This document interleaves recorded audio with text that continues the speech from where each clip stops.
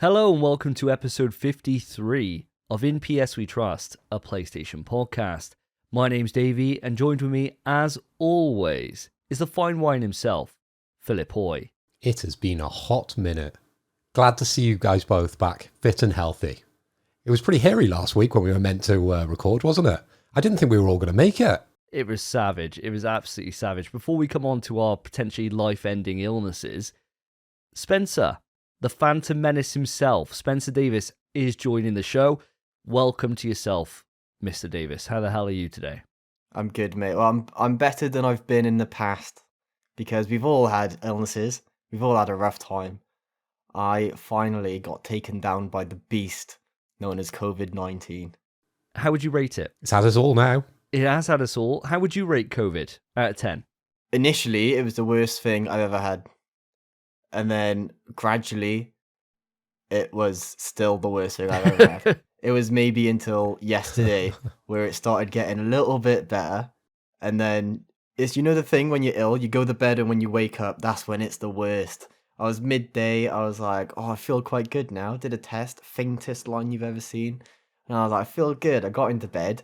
Within 20 minutes, oh my, I felt like arse. And then this morning when I woke up, exact same thing. So I'm mending, but it's not great. I'm still not 100%. We'll make sure to look after you today. I know we always punch down, and so normally this little bit of blood in the water would be enough for me and Phil to jump on this and really throw you some curveballs, get you thinking, right? Really just put you under a bit of pressure. We're not going to do that. We've all been there. Myself and Phil both had COVID in the past. It sucks. Definitely not a good time. That's for damn sure. So I do feel sorry for you. But Phil, you mentioned it yourself. You were ill as well. What happened to you? What did you come down with? Yeah, I had a heavy dose of the man flu, and unfortunately it hit me just before my big conference. So last week I was speaking at a marketing conference in Cardiff for my work, and I got ill 3 days before, and it was the worst 3 days of my life. It was just the worst. It put me in bed, and I couldn't do anything. I couldn't even play any games. So I'm going to be pretty slim when we're talking about what have you been playing, because I've mostly been in bed. That sucks, man. It's bad to hear. I mean, man flu is up there, isn't it? You know, we do get it worse. I know that women always say, like, oh, you're just putting it on, la la la la la. But there's a reason why it's man flu, and it's because it's like, women have no idea. They do not know what we suffer with. We got to put up with them all the time when they're ill, constantly, from one thing to another, thinking, oh God, here we go again. And that's emotional turmoil for us, right? But we stick in there, you know, we put on a brave face, we get on with it. But then when we get ill, it's the end of the world, because it physically is. It would end a woman, I think, a man flu. It would just end them. It really knocked me for six. But Davey, what you've got to realise is most women are just ill all the time, right? Most women I know anyway, they're constantly suffering with something. For me, I'm hardly ever ill. So as soon as I am, just flat out, I cannot do anything. I'm just comatose. I'm the same as you. I got like one of those immune systems that just don't quit, right? It's just good. It just keeps going and going and going and going. But I was ill as well. Like for this episode, we were supposed to do this where I wasn't even on the show because I've been in New York. I've been in New York for a week. And so it was going to be you guys and Potato Chief. And that's how it was going to go. So I wasn't going to be on the episode anyway.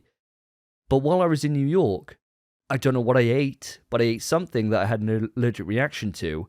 And I looked like I'd been stung by about 1,000 bees.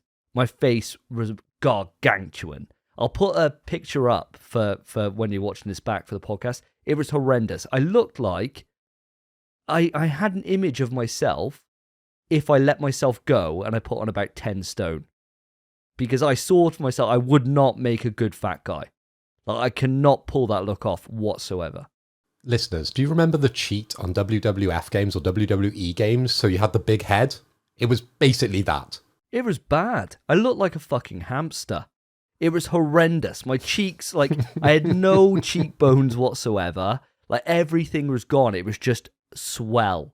It was just, I looked like, on Bloodborne, you go to this one cathedral and there's these creatures there that have just this weird head thing going on, this like swollen, little nurse infection thing they got going on. I had that in real life. It was awful. I blame it on American pancakes. I don't know what the hell they put in them, but that's the only thing that wasn't meat based that I ate, and I got ill. So this is why I know I couldn't be vegan. But anyway, guys, we're back to full health now, or pretty much full health. Spencer, I know you're not. I think it's about time we dive on with the show. And to kick things off, we always have a question. Spencer, it is your turn to chuck one to us this time. Okay, boys, I thought about this a while ago, and I think today it kind of makes sense to ask this. So it's different from our typical question. Seeing as we've had an absence from the show, it feels like years, it feels like this is our reunion episode. I'd like to know, what was your favourite moment from the show? In the 2 years, we recently just had our 2-year anniversary as well. Good time to reminisce. What has been your favourite moment of the show so far? I think I know mine. My favourite episodes were always the big quizzes. Because they're always hilarious. They're always funny. And there's always something that happens.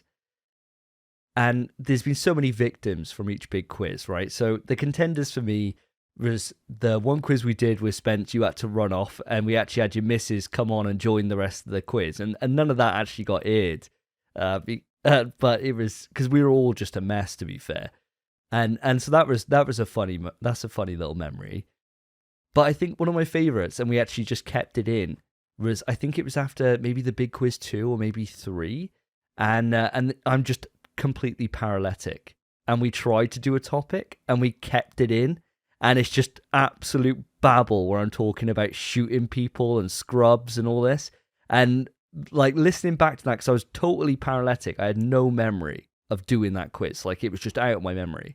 So when I heard that episode back, I was fucking cracking up. You know, like when you're half embarrassed and then half just going with it anyway, and you think, fuck it, we'll better make the best out of a bad situation.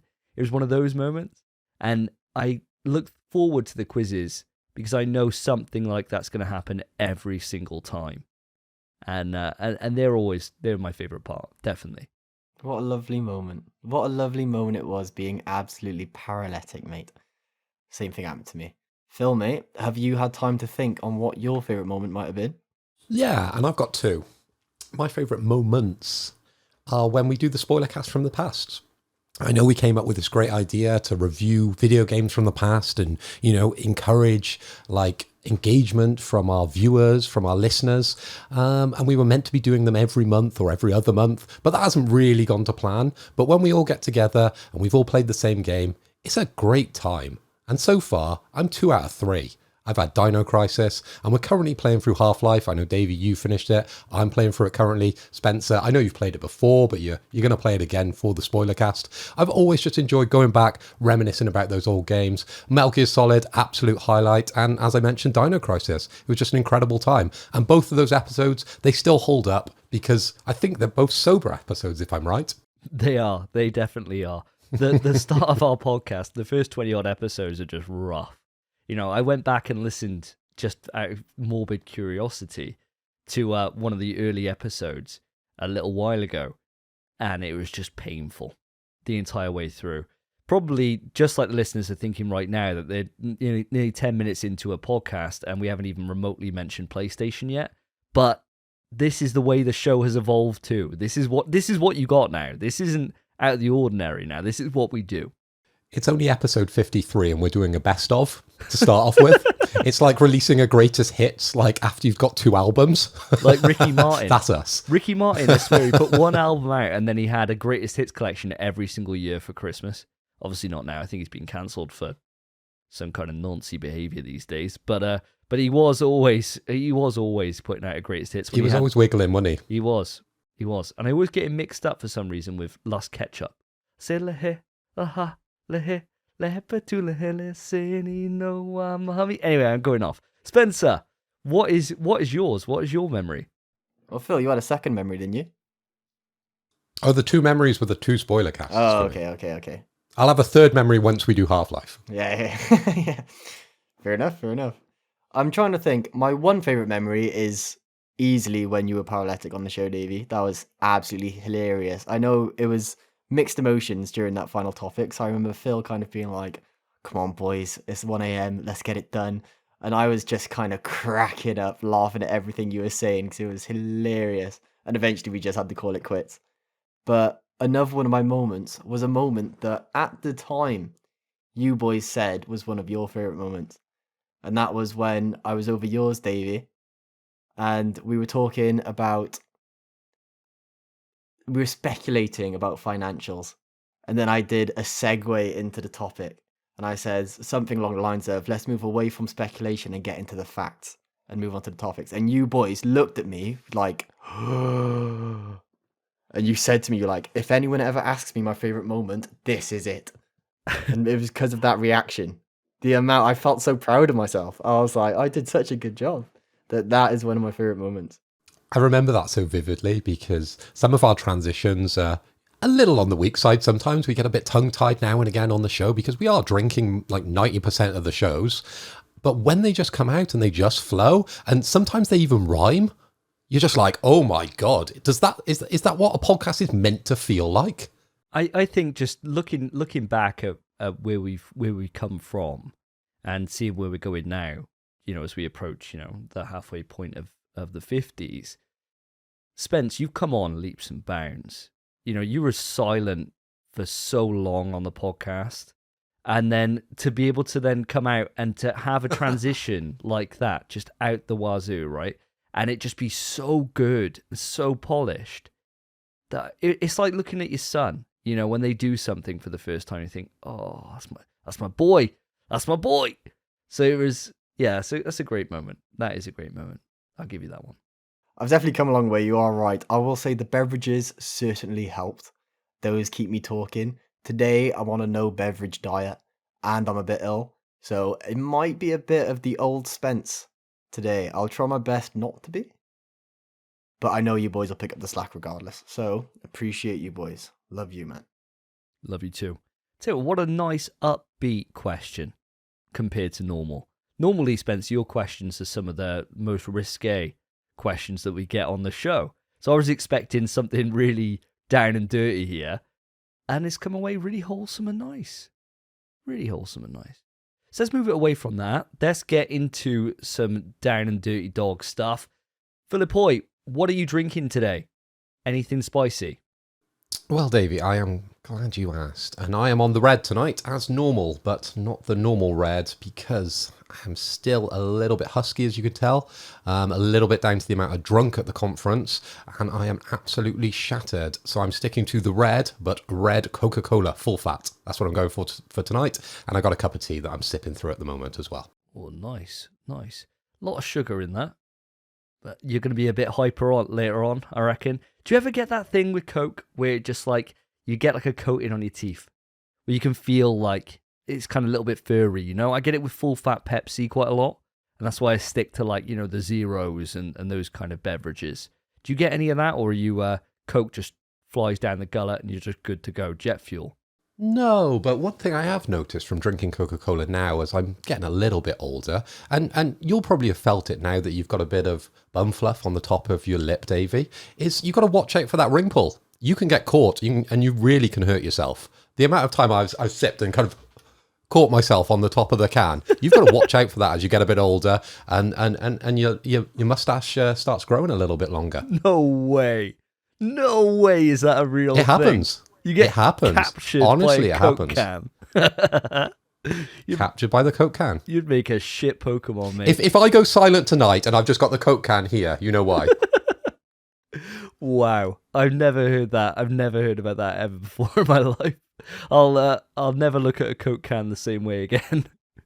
Spencer, what about yourself? Oh, me, I've never been captured by a Coke can. But what I'm drinking, tonight, much like Philip Hoy, I'm not on the beverages, still coming off my illness. So tonight, I've been drinking buds my entire time I've been ill. But because of that, I've run out. So I'm on Dr. Pepper, but unlike Phil, I'm on the zero.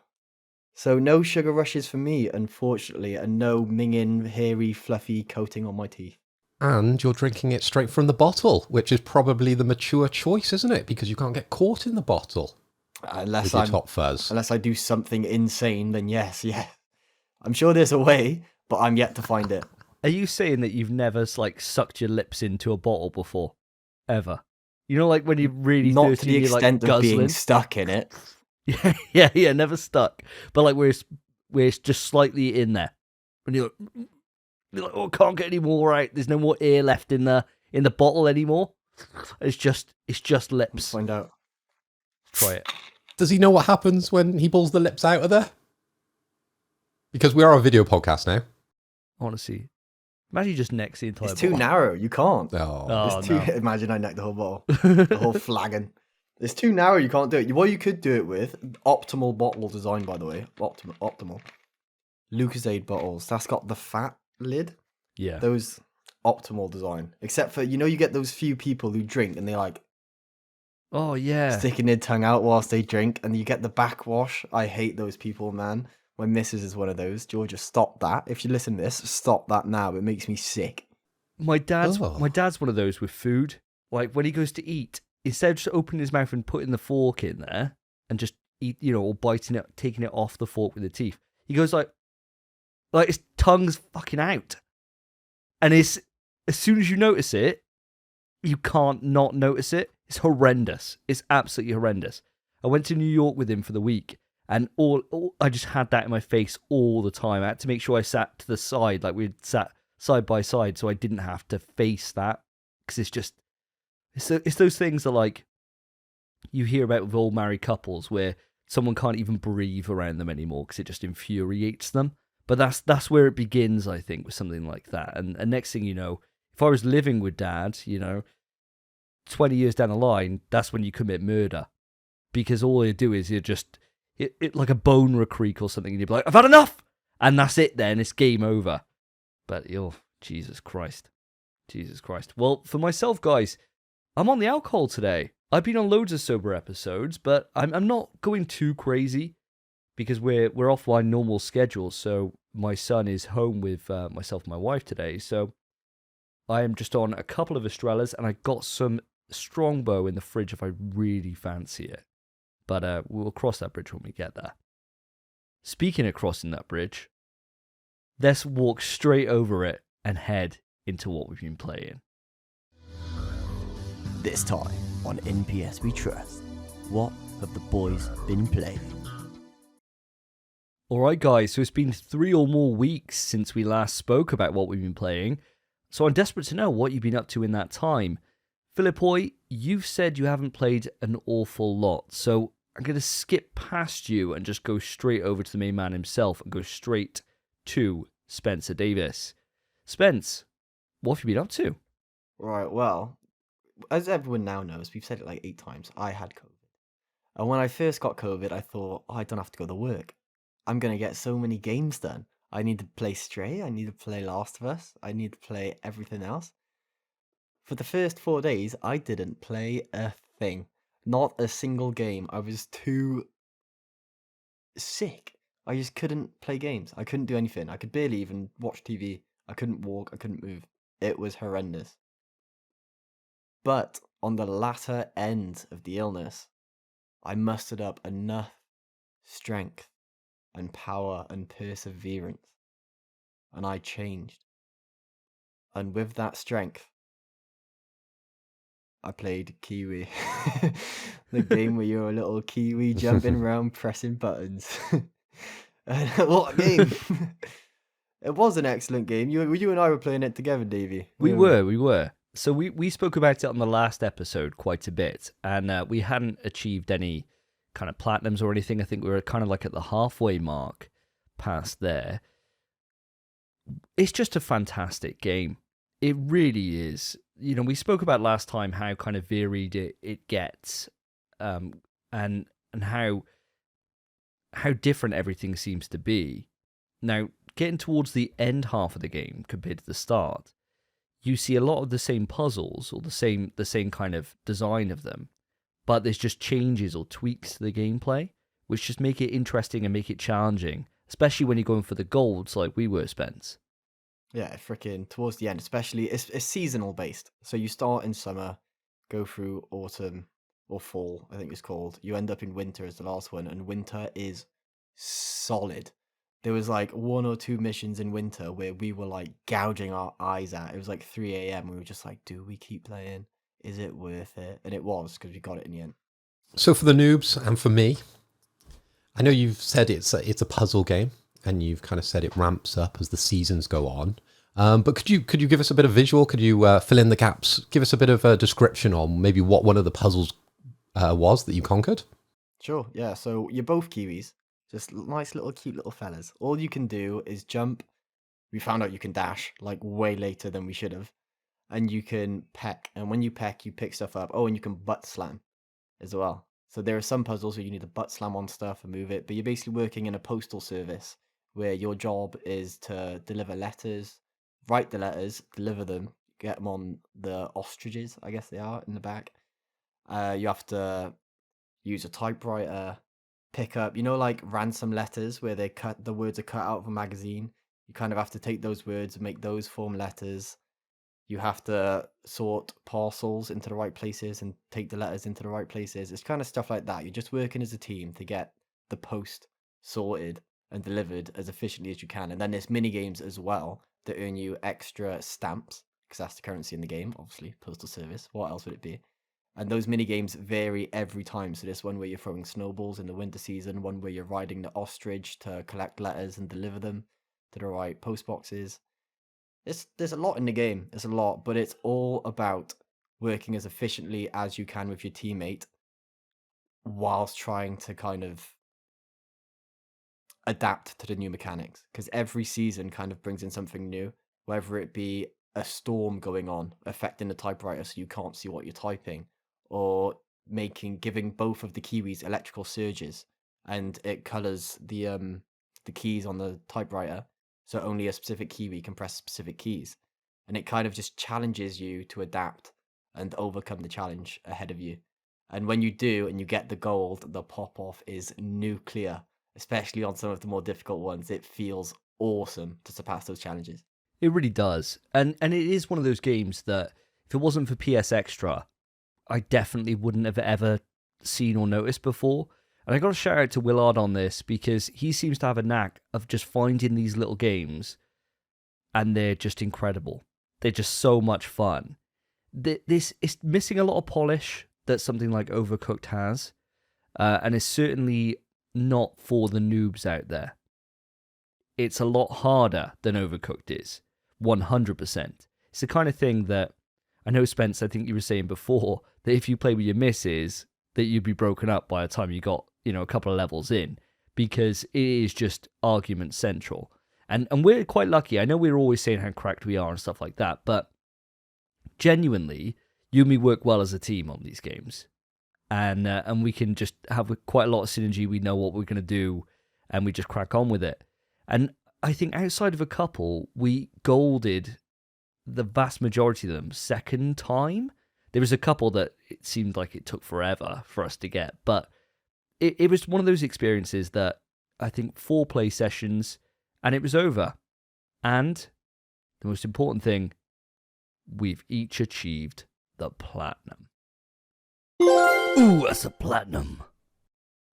What a fantastic game. If you got PS Extra, I'd highly recommend you go on there, find a buddy, and get on it, because it's a fantastic experience from start to end. Very, very grateful to have that in my Platinum Trophy collection. So apart from Kiwi, Spence, you mentioned about Stray, you mentioned about The Last of Us. Have you managed to get either of them done with this new renewal that you have, this new lease of life? Right, so my favourite game of all time, as everyone knows, is The Last of Us. And Last of Us Part 1 is just a remake of that game, so it's just a better version of the game. You'd think, through my illness, I'd persevere and just be like, this game's so sick. Oh, I can't wait to play it again. I haven't touched it in maybe 2 weeks. I haven't touched the game, and I desperately want to. I really do. But yesterday, just yesterday, I felt enough energy, thanks to PlayStation Stars, actually. PlayStation Stars came out, so I was doing the little challenges to get my little collectibles, my digital NFTs. And I just had the urge because it made me boot up my PlayStation. I thought, let's just play something. So I played a bit of Returnal, did one run, didn't get anything, so bin that off. And then I booted up Stray. What a charming little kitty cat game.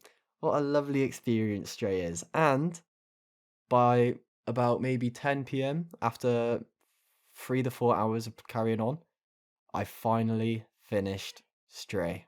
Haven't platinumed it, but I finished it. And it's excellent. Absolutely excellent. Listeners to the show, you'd know that I've got a proper hard-on for Stray. I go on about it all the time. It's obviously going to be in my Game of the Year discussion. I adore it.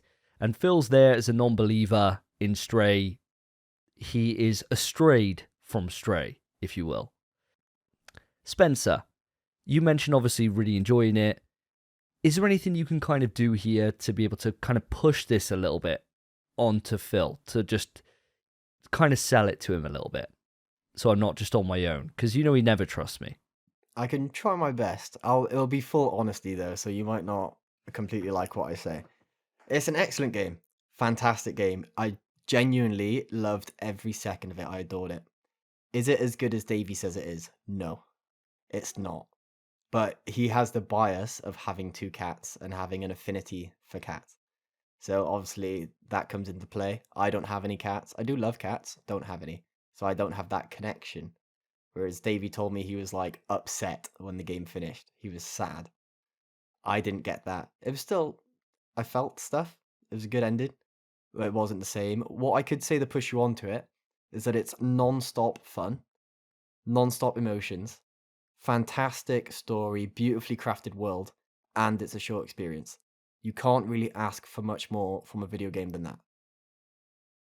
So I can't recommend it enough for those reasons. I got a counter question.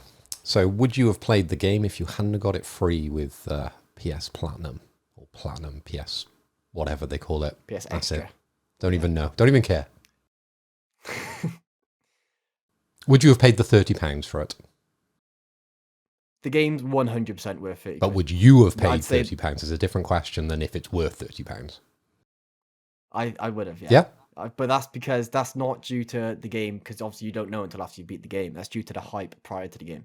And I was well keen for Stray prior to it. I didn't enjoy it as much as my hype was for the game, if that makes sense. But I still loved the game. I'm happy to go back to it, and I'm happy to go grind for the platinum, even though I finished it. It's a game that I'd like to revisit maybe every 2-3 years. It's that kind of level of good. One to keep your birthday eyes on, Philip Hoy, because there might be something coming through the door. You never know. I might have a mandate on it that you need to have it done before end of year. Who knows? I'll have to wait till your birthday. Spencer, super quick. I was with you on chat while you completed Stray and when you got it done, and we were playing a little game that we'll talk about in a moment together. And I went to go and have some dinner, came back, and I could see that you were going for the hardest trophy on Stray. Do you want to explain to the audience your kind of ordeal that you had with this? Sure. Sure. I think you listeners and viewers, you watchers, should recall when Call of Duty Vanguard came out. And there was some trophies in that campaign that were like minute-long trophies, really. If you got lucky, you could have the trophy in a minute. But you never got lucky. And it ended up taking like 3 to 4 hours. Even though this thing you were doing was maybe only actually 30 seconds to a minute in length. It's a thing where RNG plays such a factor that you're just trying your best to minimize the luck required to get this trophy. But it's just a case of die, restart, die, restart, die, restart, die, restart. And that trophy, can't remember what the trophy's called, but it's in Chapter 2, The Dead City. It's a chase sequence. And you're basically getting chased by the Zerks, I think they're called. Is that right? Zerks? They're these little head crab looking blob motherfuckers. Mr. Blobby dickheads. And what they do is just chase you. And they jump at you so unpredictably. They either just jump and miss a mile away, or they have the best aim you have ever seen, and they jump from 3 football fields away and just land perfectly on your head, and then that's it. The trophy requires you can't get grabbed by one at all. And it's only a 1 minute long chase sequence. It's very quick. But we kind of constructed the area. We kind of made a map of the place. And what that was, it consists of initial run, then you turn right. Fine. Easy. You never get caught, yeah? Safe zone. After that, bit of a pickle. You might get caught. You got to do a little zigzag wiggle to try and show your safety. That's fine. But then beyond that area was a place that we named Death Corner. And Death Corner, you have to take a steep turn left. But these zerks pop out millimeters from your face. Millimeters. And the chance of you dying is astronomically high. There's nothing you can do to make it easier. Nothing you can do. You can try your best to zigzag or do a quick turn, try and avoid them. It doesn't help. You have to be lucky. And I wasn't. I was not lucky. Death Corner killed my little kitten multiple times, and it's just sad. It just beats you down. It's the kind of thing where you're just thinking, this is such an easy trophy in theory, but in practice, I've been doing this for 3.5 hours. What the fuck, game? And it's like the devs are patching the AI whilst you play, because they'll suddenly be in a different spot, so you're dodging the wrong way, and then you're grabbed again, you think, what the fuck? And then they revert back. It's the kind of trophy you hate to do, but then you love after the fact, because the pop-off is nuclear. Absolutely nuclear. And it took me maybe 1.5, 2 hours to get it, I think. And when I got it, oh, the pop-off.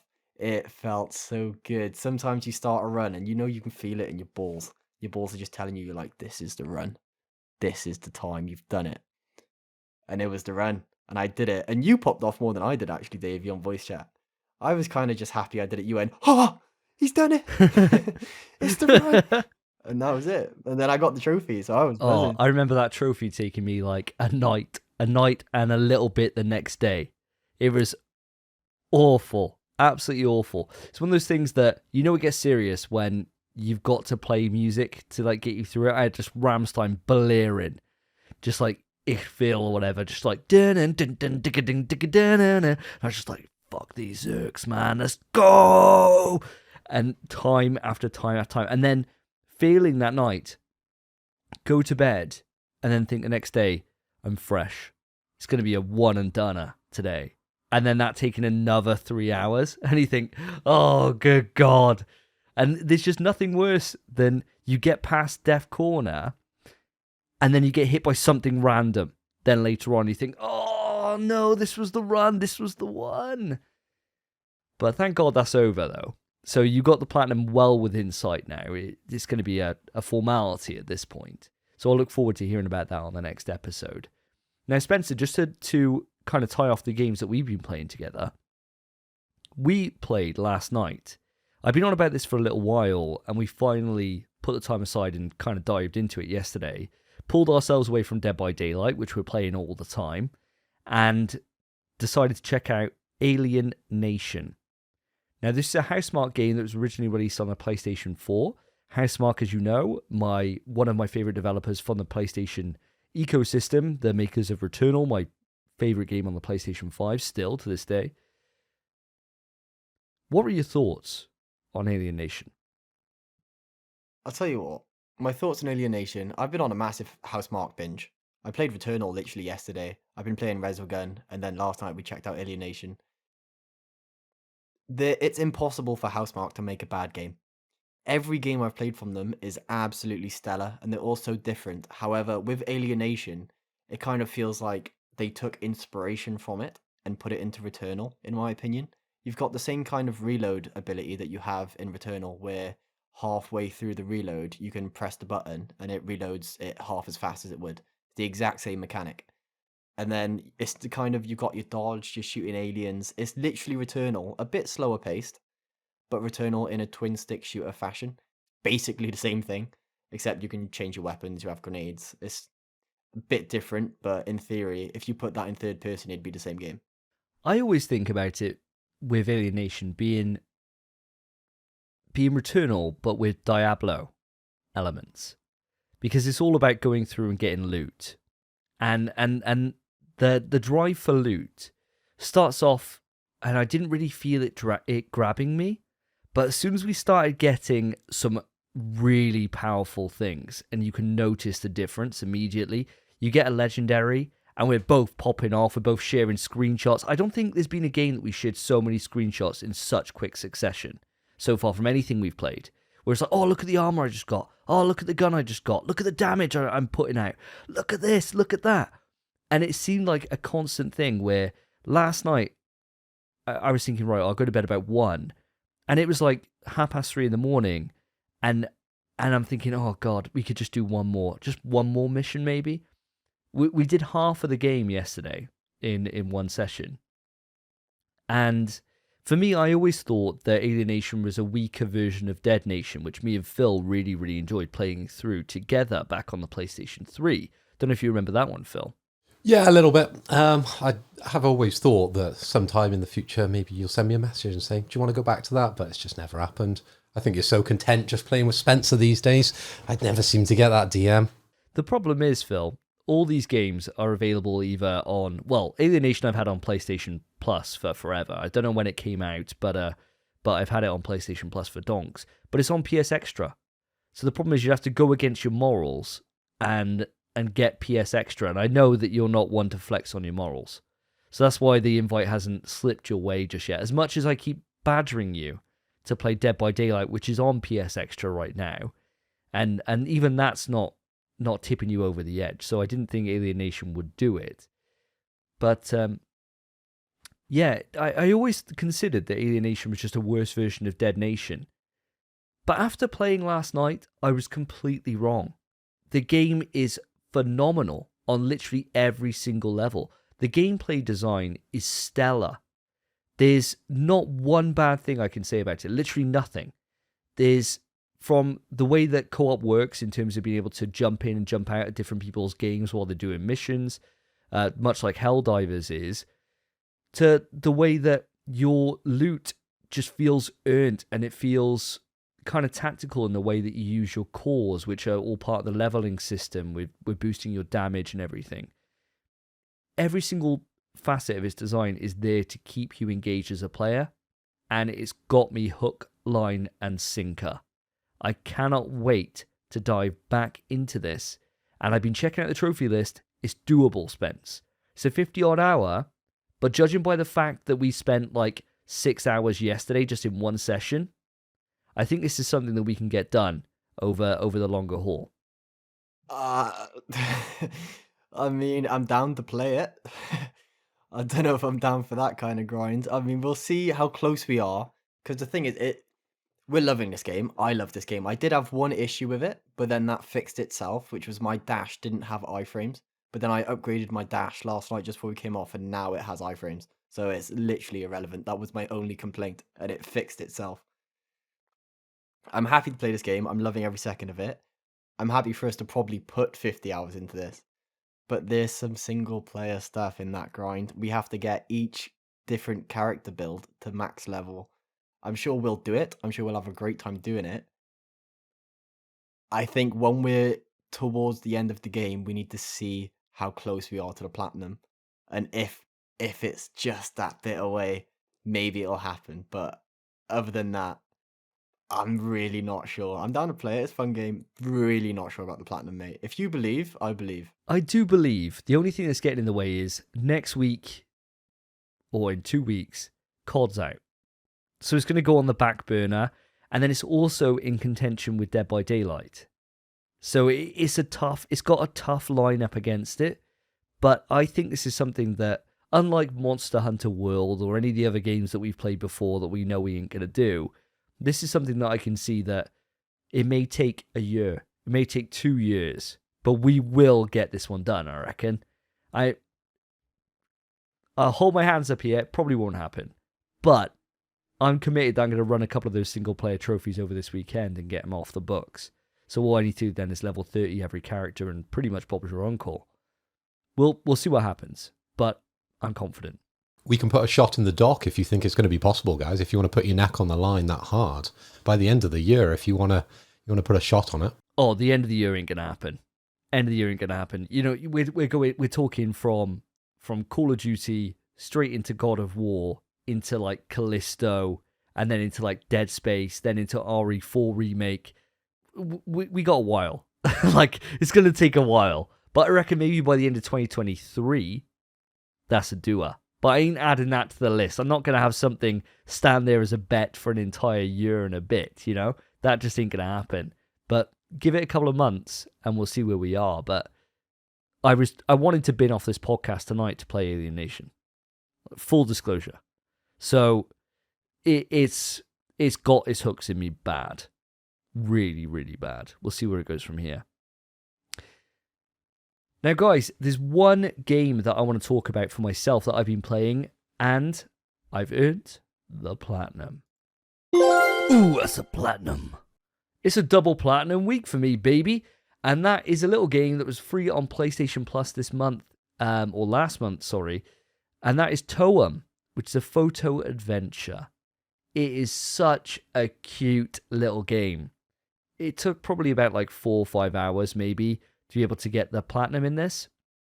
The whole story of it is that there's this event called Toem that happens, and your grandma gives you a camera and says, go out and experience it for yourself. And take the camera and take pictures along the way. And what happens is you go out and you walk around these little environments from like a kind of top-down perspective, and it's really cutely animated. And you chat to all these different characters, and they'll have different requests. Like, it might be a pirate who's missing his pirate hat, and you need to go find it. Or it might be that there's some bird that needs 2 of his other bird mates so he can move something in the environment, move a log out of the way so you can get and take this perfect picture of this hotel. Whatever the case. And each different little mission you do earns you a stamp. And you need a certain number of stamps to be able to go on the bus to get to the next destination. And it's just really, really fun. There's nothing hard about it. It's very simple, very streamlined. You can't really go too wrong. But it's just a joyful little experience. Just one of those things that even though I earned the platinum, I then downloaded the free DLC and I've played through all of that now. Just so I can 100% it and show it as 100% on the trophy list. It just kept me wanting to come back for more. So if you guys have been sleeping on Toem at all, I'd highly, highly recommend it. Phil, you would have had this last month as part of September's. Anything in this speaking to you? No, mate. Unfortunately not. I did just Google it then just to remind myself what the hell you were sort of talking about, because I think it looks a lot like Pokemon Snap. Would I be right in that? I don't know if you played that back in the day. I did play Pokemon Snap, and no, not really. Pokemon Snap, it's an on-rails kind of photo game. This isn't. This is more you're walking around the environment, but you got a camera. And that's yeah. Other than the fact there's cameras, there's no real link in it. I mean, I like my photography. There's an element there, but I looking at the graphics there's nothing there to sort of drag me in. And as you've said, there's a hell of a lot of big ass games coming up. So I think I'm just going to bide my time now and get ready for COD. Fair, can't blame you on that one. Spencer, you love a good trophy as much as I do. Does the fact this is quite an easy platinum, it's on a very high percentage, I think it's over a 10% platinum completion rate at the moment, does that entice you in a little bit? It does entice me. I've had my eyes on Toem since I found out we were getting it for free, because I know it's a juicer. I know it's a nice, easy platty, and I love one of those. But I've kind of swayed off of my platinum quest as of late. I'm trying to kind of mix both your playstyles into one. Whereas Davey, you're all about platties, and Phil's kind of, I play what I want to play when I want to play it, which I respect. I'm kind of, as much as I'm about the platinum grind, I don't want to let it get in the way of me playing what I want to play anymore. So as much as I do want to play Toem, and I will do it because there's no reason not to. It's a nice, easy platty. I think I'm gonna get Stray, Last of Us, and anything else I'm keen to play out the way first, and then when I've got some spare time, maybe I'll go into Toem. I think that's a really good point. And just for clarity here, I'm definitely not one of those guys that were synced to the levels that you sunk to, Spencer, where I'll buy chickens on the run or any of this bollocks and just get an easy play. The games that I play, I've got to really enjoy them to go for the platinum. But when there is an easy platinum on offer and I'm enjoying it anyway, it's a double whammy for me. An absolute double whammy. I was just going to say, how many hours was Toem to complete? 4 hours, did you say? Yeah, that sounds like an easy platinum to do. The last one I did was 90 odd hours. I don't think they're on the same scale, are they? No, definitely not. I mean, platinums, as we know, they're all worth the same. So even though Spencer's 10-minute mashing the mayo jar or whatever is worth as much as me going through the Returnal platinum and the Returnal grind, it's the enjoyment you get from the experience. And sometimes you get a game that grabs you, you want to see through, and you want to honor it with a platinum. And that's what I do with a lot of the games. If a game is a pain in the arse to do, or if it's not worth the grind, I will step straight away. But yeah, Toem is just one of those things that if you're looking for something in between these bigger games that are coming out soon, something that you might want to have as a little palate cleanser. And that's exactly what I felt it was in between doing the games that I'm doing for review right now. And on that note, guys, let's move it on to quick news. Quick news. Okay, listeners, you have made it to the quick news. Thanks for bearing with us as we talked about all the different games that the guys have been playing and the games that I have not been playing. But here we are, quick news. Right, you know the score. We challenge each other to impressions. We do said impression and then we read out the quick news, and maybe if the news is worthy enough, we'll have a little bit of a discussion on it. This week, I have chosen animal noises. I know we've done this previously, but we are running out of ideas. So if you have got any ideas, listeners, viewers, in psvtrust@gmail.com, or get in touch with us via the socials, and we'll make sure to include them in a future episode. But for today, we're going back to an oldie. We're going animal noises. So Spencer, I want to hear your best impression of a female aardvark. It always got to be you passing it to me, mate. It's always you passing it to me. You couldn't have passed to Davey for once. You couldn't. What noise is an aardvark make? It's got its tongue out, done it? You said to me no females, so I had to give you a female something, didn't I? And I don't know if the female aardvark is different to the male aardvark, but we'll see. I bet it's massively different, mate. I bet it varies like mad. I bet the male is just something like, and the woman is probably like, or something. Who knows? Who knows? It's an aardvark. How am I supposed to know? I don't even know what an aardvark fully is. In my head, I see an anteater. That's that what I along see. the lines? That's what I see as well. So I think if you're going down that line of thinking, you're probably going to be all right. I imagine it, yeah. Big, long snout, long, licky tongue. All right. So I'll just go for a freaking little...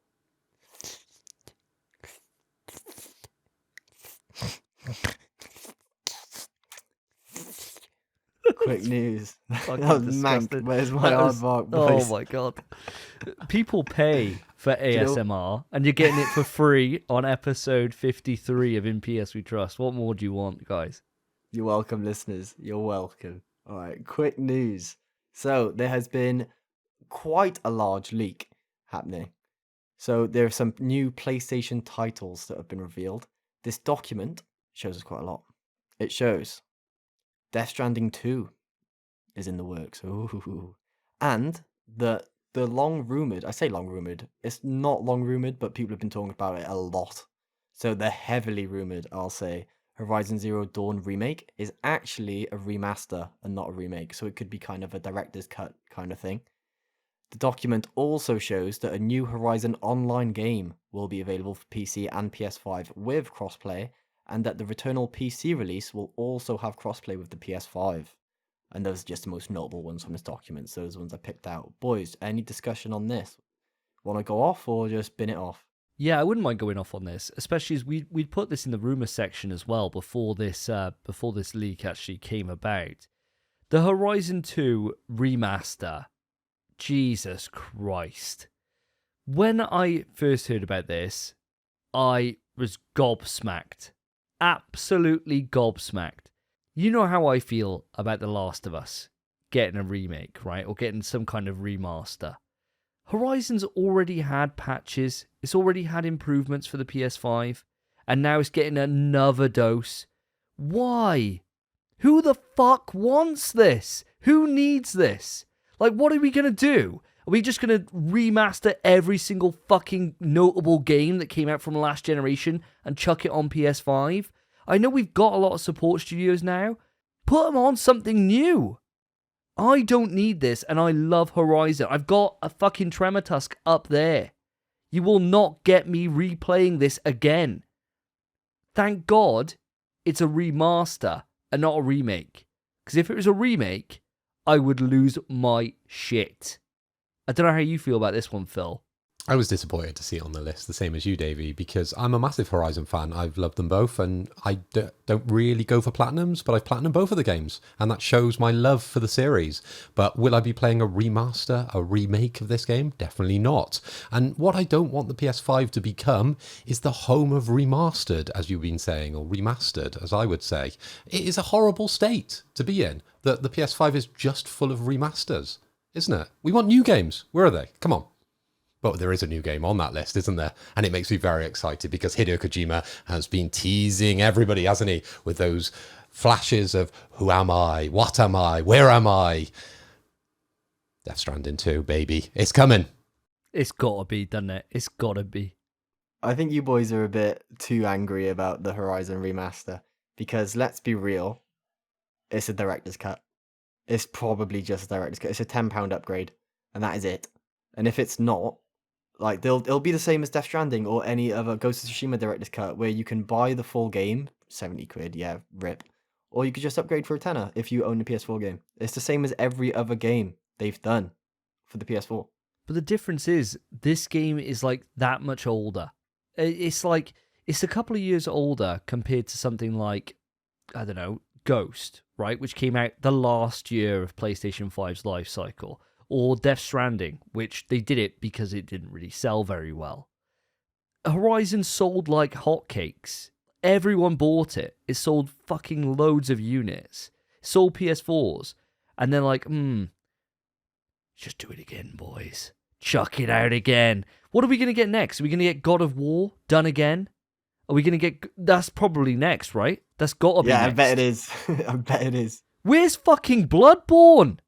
Why isn't Bloodborne getting a 60 FPS patch? Like, I just do not understand this at all. It is blowing my mind. It's easy money, but it's shit money.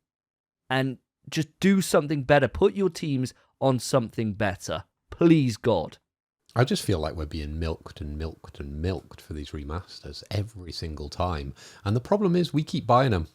We keep getting very hype about them in the past, previously, and we keep spending money on them, and I think that's the reason we're just seeing more and more of them. The only way this is going to stop is when we stop buying them. So if they're going to do the Bloodborne one, you guys are going to buy it, but are we going to buy the Horizon one? Probably not. So maybe it'll slow down slightly, but we'll have to wait and see. I do want to ask you guys about this Horizon Online. This gets me thinking, right? A nice game as a service for Horizon. I think that makes perfect sense to me. It's something I'd never really considered, you know, playing it through in terms of like co-op or being able to go out kind of like Monster Hunter style, to be able to take down different creatures that are in the valleys, and the systems there that are in Horizon would tie over quite well into ripping off what Capcom do so well with Monster Hunter. Especially after playing Monster Hunter World, I can definitely see where the similarities would come from, making it a little bit more RPG-like in that way. Would this get you interested, Phil? I'm not so sure, because I think one of the things that we complained about was the versatility of the combat in the latest Horizon games, okay? The one-on-one combat was fine, but there was just definitely massive limitations in kind of like water combat, and you couldn't ride anything, right? And the game itself it's pretty easy, right? Even on the harder settings, there was only one mission that I really struggled with, and that was the Tremortusk and the Thunderjaw in the same place, and you have to take them down together. You know, that was the only difficult part of that game. So yeah, a lot of the combat, I would see that they'd have to put in a lot of effort for that to be enjoyable two-player. You know, if people were able to like swing up and kind of like ride the beasts as well and like face them off against each other, possibly there could be some interest there. But I just feel like there's a lot of work there before that becomes something substantial there that I'd want to play. Yeah, I think you're right. There definitely would be a lot of work that would be needed because as a games as a service, you know what that means. It means microtransactions. It means there's a way to be able to monetize the players. So what better way than be able to get a whole host of mounts and be able to, you know, park your mount in a certain garage like GTA Online kind of thing. And, you know, you got a Tremortusk? Oh, I got a Thunderjaw. And I got Thunderjaw with a gold skin that I paid for $5.99. No, do you really want that? I've got a purple Tremortusk and you've got a blue one. Whose is better? Like, I don't care about all that stuff. That's horrible, isn't it? Spencer, you're keeping quiet on this whole subject. I know you haven't played a lot of the Horizon games, but do you want a blue woolly mammoth or a green one? Or maybe a yellow one? Can we interest you in a yellow one? Lads, I couldn't care less about Horizon Online. I mean, it's the kind of game where Horizon's already like 80 hours to platinum. An online iteration, that's going to be like 300-hour platinum. Absolutely not. I do not care about that. I'm happy to just have the base games, Horizon Zero Dawn and Forbidden West. I haven't even played those yet, really. I've completely got like halfway, just in the halfway of the first game. I don't have the time for an online game. And if they think they're going to be like, oh, your Tremortusk's red though. No, absolutely not. They couldn't show me anything except for maybe, well, if the game was fantastic, I'd have to play it.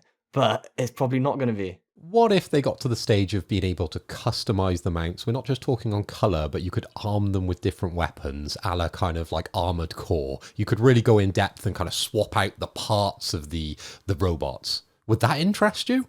This is exactly what I'm thinking. In my mind, this goes one or two ways, right? It either goes like full on kind of like Robot Wars kind of esque, that you can then customize them and make them, you know, your battle kind of tank, and that's just like a little thing that goes alongside your main kind of PvP.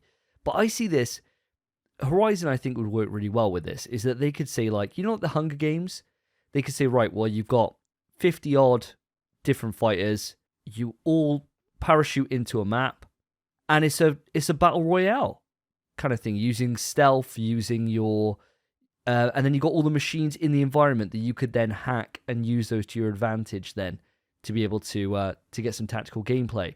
I think this would work quite well. And if this was anybody else other than Guerrilla doing this, I would be worried.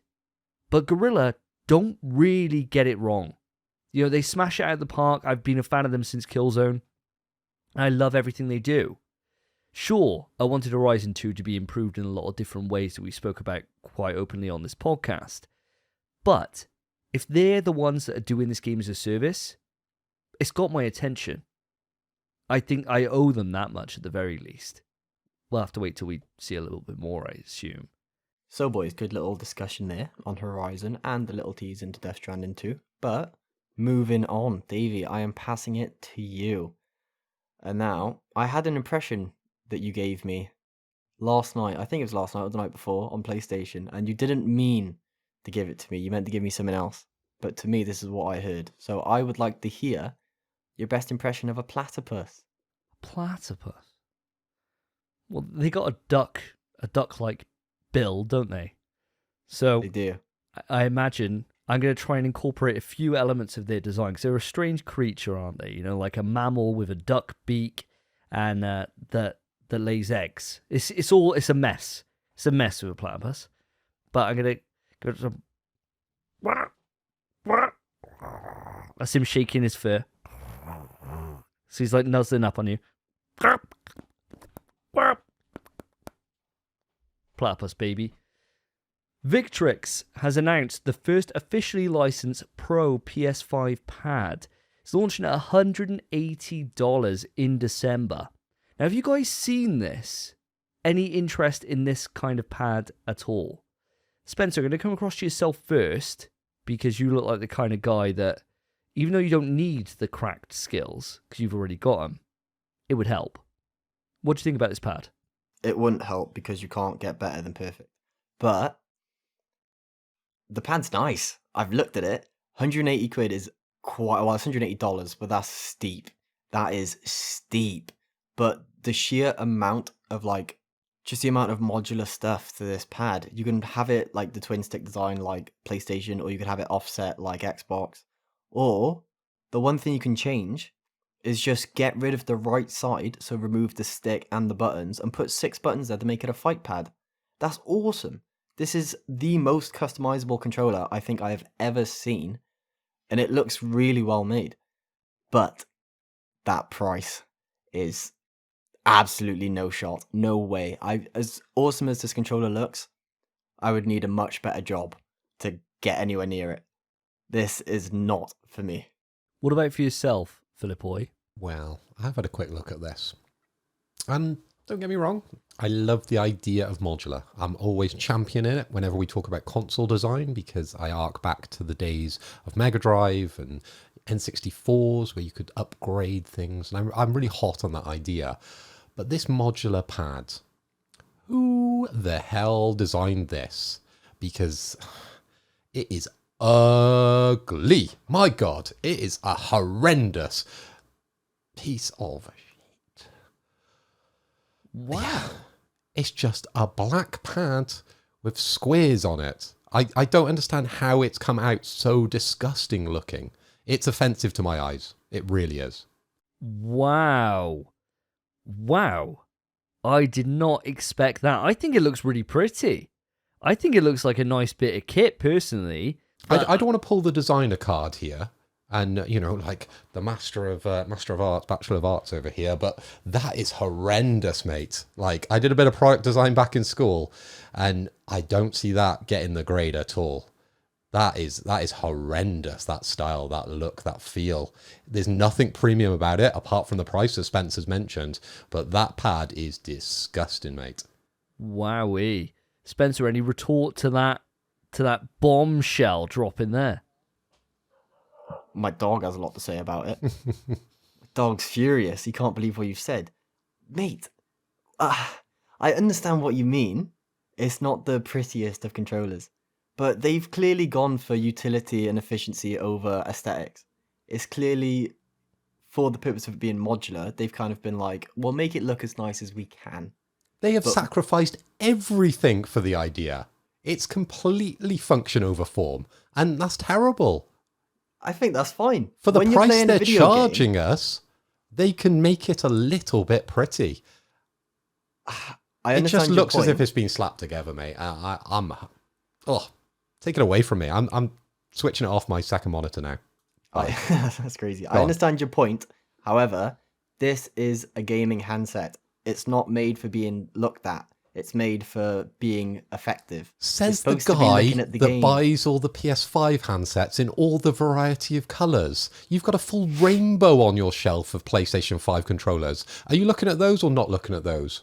That's different, and it's different because they're all the same controller. This is a modular piece of kit which is built for function. Those controllers all function exactly one-to-one the same with each other, except my white one's got some stick drift. And the Pro controller's coming out soon, and that's slightly better, but still looks awesome. Yes, but it's a lot less. It's not modular at all. It's just got back paddles. That's basically So you're it. saying just The because it's stick's modular, it can look like shit, but you're okay with that? I think because of how modular it is and how much they've managed to cram into this little controller, I think it's fine for it to look worse than a controller that's not modular. I think they've gone for function over aesthetics, and I think that's the decision they had to make, and they've done it well.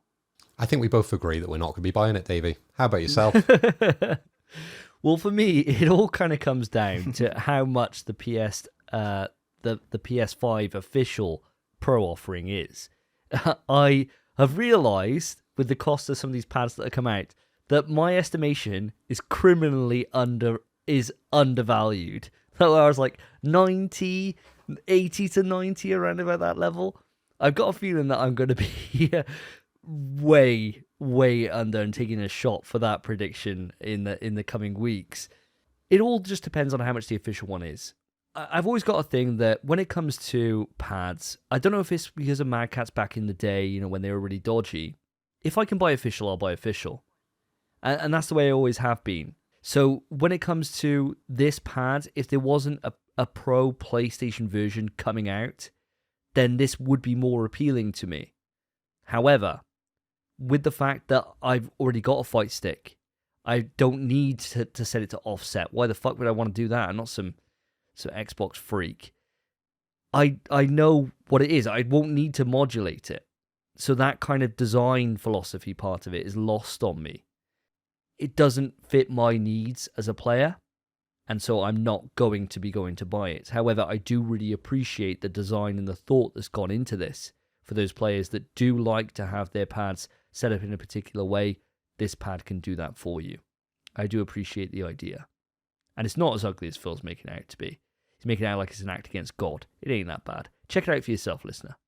I'm glad some of our listeners are podcast listeners because they won't be seeing the pad. So you've made the right choice this week, guys. Spotify, you're coming in clutch on this one. Just don't watch Spotify video.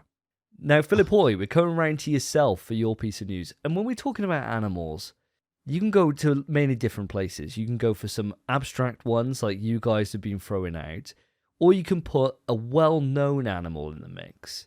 And then I think the caliber for the impression needs to be that much higher because we've all heard it. So, as I am the king after winning last big quiz, I'm going to give you the king of the beasts. Give me a lion. Okay, a lion. Well, I wanted to take this a slightly different way and combine an impression that we've done previously with the Pokemon noises and kind of do a Pokemon version of a real-life animal. So I was going to say lion in a lion-esque way. So let's see if this flies. Lion. Lion. Lion. Lion. Quick news. So, Davey, your favourite game on PS5, Returnal, it's coming to PC. Well, essentially it's been confirmed, guys, as Sony striked out a leaked video which was showing the PC's menu settings. And if that's good enough for me, it should be good enough for you. And if that's good enough for two, that's what I want to see, guys. Returnal is coming to PC. Now we're going to swing this back round. Davey, I've got an impression for you. So I want you to get ready to give me an impression of a snail crawling over one of those ASMR microphones. You know, the one with the two ears? I want you to give me a snail going over one of the ears. I apologise for anyone watching what I'm about to do right now. Snail's wet, isn't it? You know what's wet? The tongue, baby.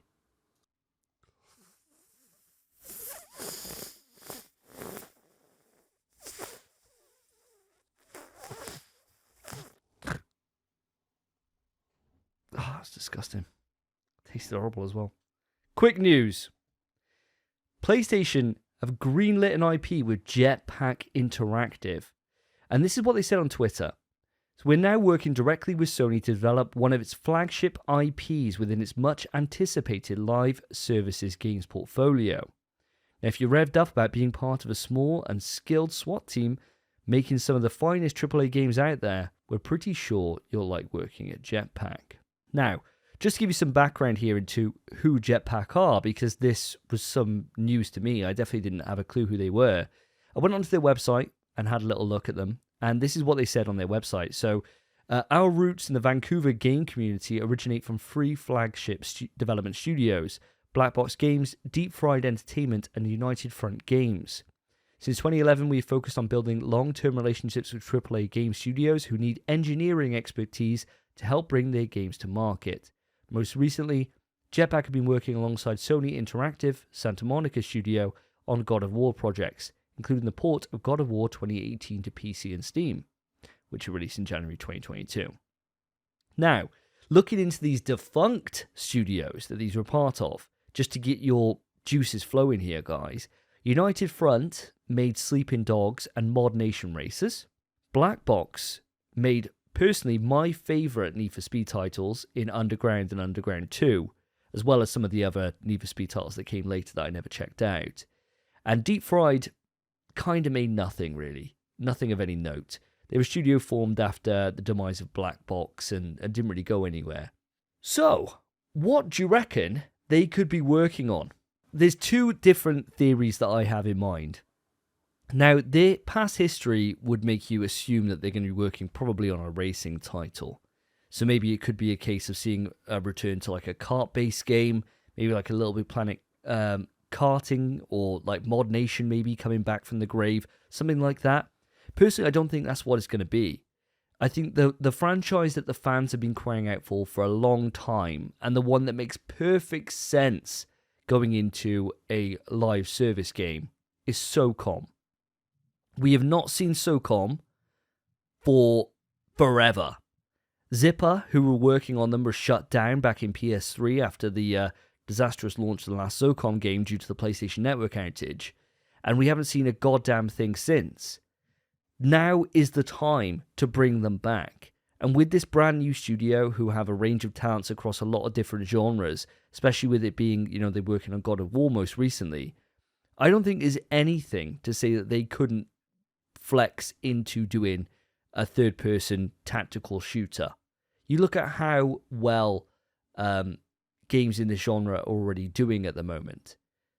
There's room out there. The only one I can think of is oh fuck it! Oh my god! It's just slipped out my head. What's that one called that Ubisoft do? Spence, you probably know. Rainbow Six. Yeah, that's the only one on the market that I can think of that's like that. SOCOM is like kind of the originator alongside Rainbow Six in this entire genre. Bring it back. It's free money on the table. And if there's going to be a studio that's going to work on that, I'd want it to be someone like this, rather than it being one of the core studios that, I wouldn't want like Insomniac or, Christ, anyone else of any real note to be working on a games as a service. I want it to go off to some of these other little partnerships that they can muster. What are your thoughts on my kind of crazy speculations here? I think SOCOM makes the most sense from what you're saying. Obviously, they're saying a SWAT team game, AAA, live service. There's limited options as to what it could be. SOCOM makes the most sense, like you're saying, and it's been a very, very long time since we've had a SOCOM game. Like, absolute years. It makes sense, but again, I can't see it being good. I don't know why. I was never a massive fan of the SOCOM games anyway. I had them, I played them on the PS2, but I was never that keen, and they'd have to impress me with it in order to make me actually interested in it. Yeah, that's fair. I mean, SOCOM was one of those series that if you were into it, you were into it. Like, big. Like, I had a couple of different SOCOM games, and I enjoyed them for what they were, but I was never that good. I was just never that good, even against just the AI, which it was back then. I was terrible. And when the new one came out for I say the new one, it was PS3, but when that came out, I think I was too far up COD's arse at the time to even have time to look into anything else. So it just slipped by me, and then the network outage happened, and I was playing Infamous back then, so I didn't really give two shits, to be honest. I didn't even notice the outage, in all honesty, because I was just too busy getting the platinum on Infamous. Yeah, I think whatever it is that they're working on, I think any games as a service is going to be kind of trial by fire, in a way, because we haven't seen that from Sony yet. And whereas if it's a third-person action-based game, or hell, even just an FPS shooter, you could probably say, oh, well, generally it's going to be pretty good because we've got the history for that. But games as a service is something that Sony's not really dabbled in before, or not to this extent anyway.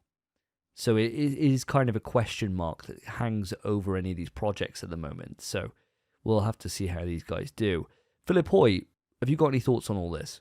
I was just going to say, doing a little bit of the research on SOCOM, because it wasn't really a title I played a lot of, and it seemed to have its high heights back in the PS2, PS3 days, and hardly any attention on the PS4, with no games on the PS5. But one thing I did want to bring up to you, I know we sort of touched on it on a previous podcast when we were talking about the guys over at Bungie.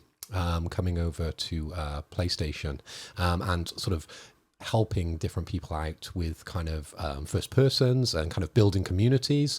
I kind of feel like that's the area that they should be working with. They should possibly be teaming up with these guys to sort of help them along. And I could see a lot of value in that. Yeah, 100%. Especially with a team like this. Now, we don't know, whenever they say they're made from the remnants of different studios, you can't take that as being golden, that's all they know. A development team is going to be made up of, hundreds of different people. It's not so black and white to say, oh, well, it's definitely going to be a racing game. It's definitely going to be this, that, and the other. I think when you are working alongside PlayStation, you've got so many different studios that can chip in for different things. And the games that seem to do the best are always the games where there has been that kind of cross-collaboration where, you look at what Hideo did with working alongside Guerrilla to get Death Stranding out the door and to make sure that he understood the engine and that he could really put that game out in quite quick time, especially for Hideo, to be able to do that. There's countless examples of this across the first party where different dev teams will contact each other and reach out, say, oh, how did you do this? What did you use for this? What kind of tools were this that you managed to do that? Well, when you've got pretty much the best dev teams in the entire industry under one banner, you've got a lot of expertise that you can fall back on. And especially with Bungie, as you said, joining the fray, that is a huge ace to have in your back pocket, to be able to get a couple of those team members over and say, give us a hand with this, or can you look over this, or any thoughts? I think that's invaluable. Spencer, I'm coming across to yourself. Now, I know how much you love multiverses. I know that you killed your Bugs Bunny impression. So I want an impression of a rabbit, please. And I want a very specific rabbit. I want like Thumper from Bambi. It's an animated rabbit, but I'll let you have it. It's an animated rabbit. He also talks like a human. He does. So am I making a rabbit noise or am I talking? But you can take it wherever you want to go. I want to hear your best Thumper impression. If you want to just go for a rabbit, that might be the hardest impression ever, because I don't think they even make a noise apart from when they die. But I'd never owned one. Really? They don't. They just do this, don't they? I was going to say, what's the sound they make when they die? I don't know. Like what kind of? I don't know. What kind of death is that? They're getting stabbed. Yeah, they get stabbed by a hawk or something, don't It's they? like the Among Us kind of sound, is it? But yeah, I thought it gives you a little bit more to work with than just wiggling your nose a little bit. Because our poor Spotify listeners, we've already told them they're in the best place. We don't want to then give them a physical impression they can't even hear. So give me a Thumper. Oh yeah. Fucking, I haven't watched Bambi since I was like 8. Okay. Probably younger actually. What's he say? Alright, fuck it. He's Thumper, innit? Bambi. Fuck it. Thumper, innit? He's Thumper, innit? Yeah, he's a king, bro. Bambi. I heard your mum got shot. Rip.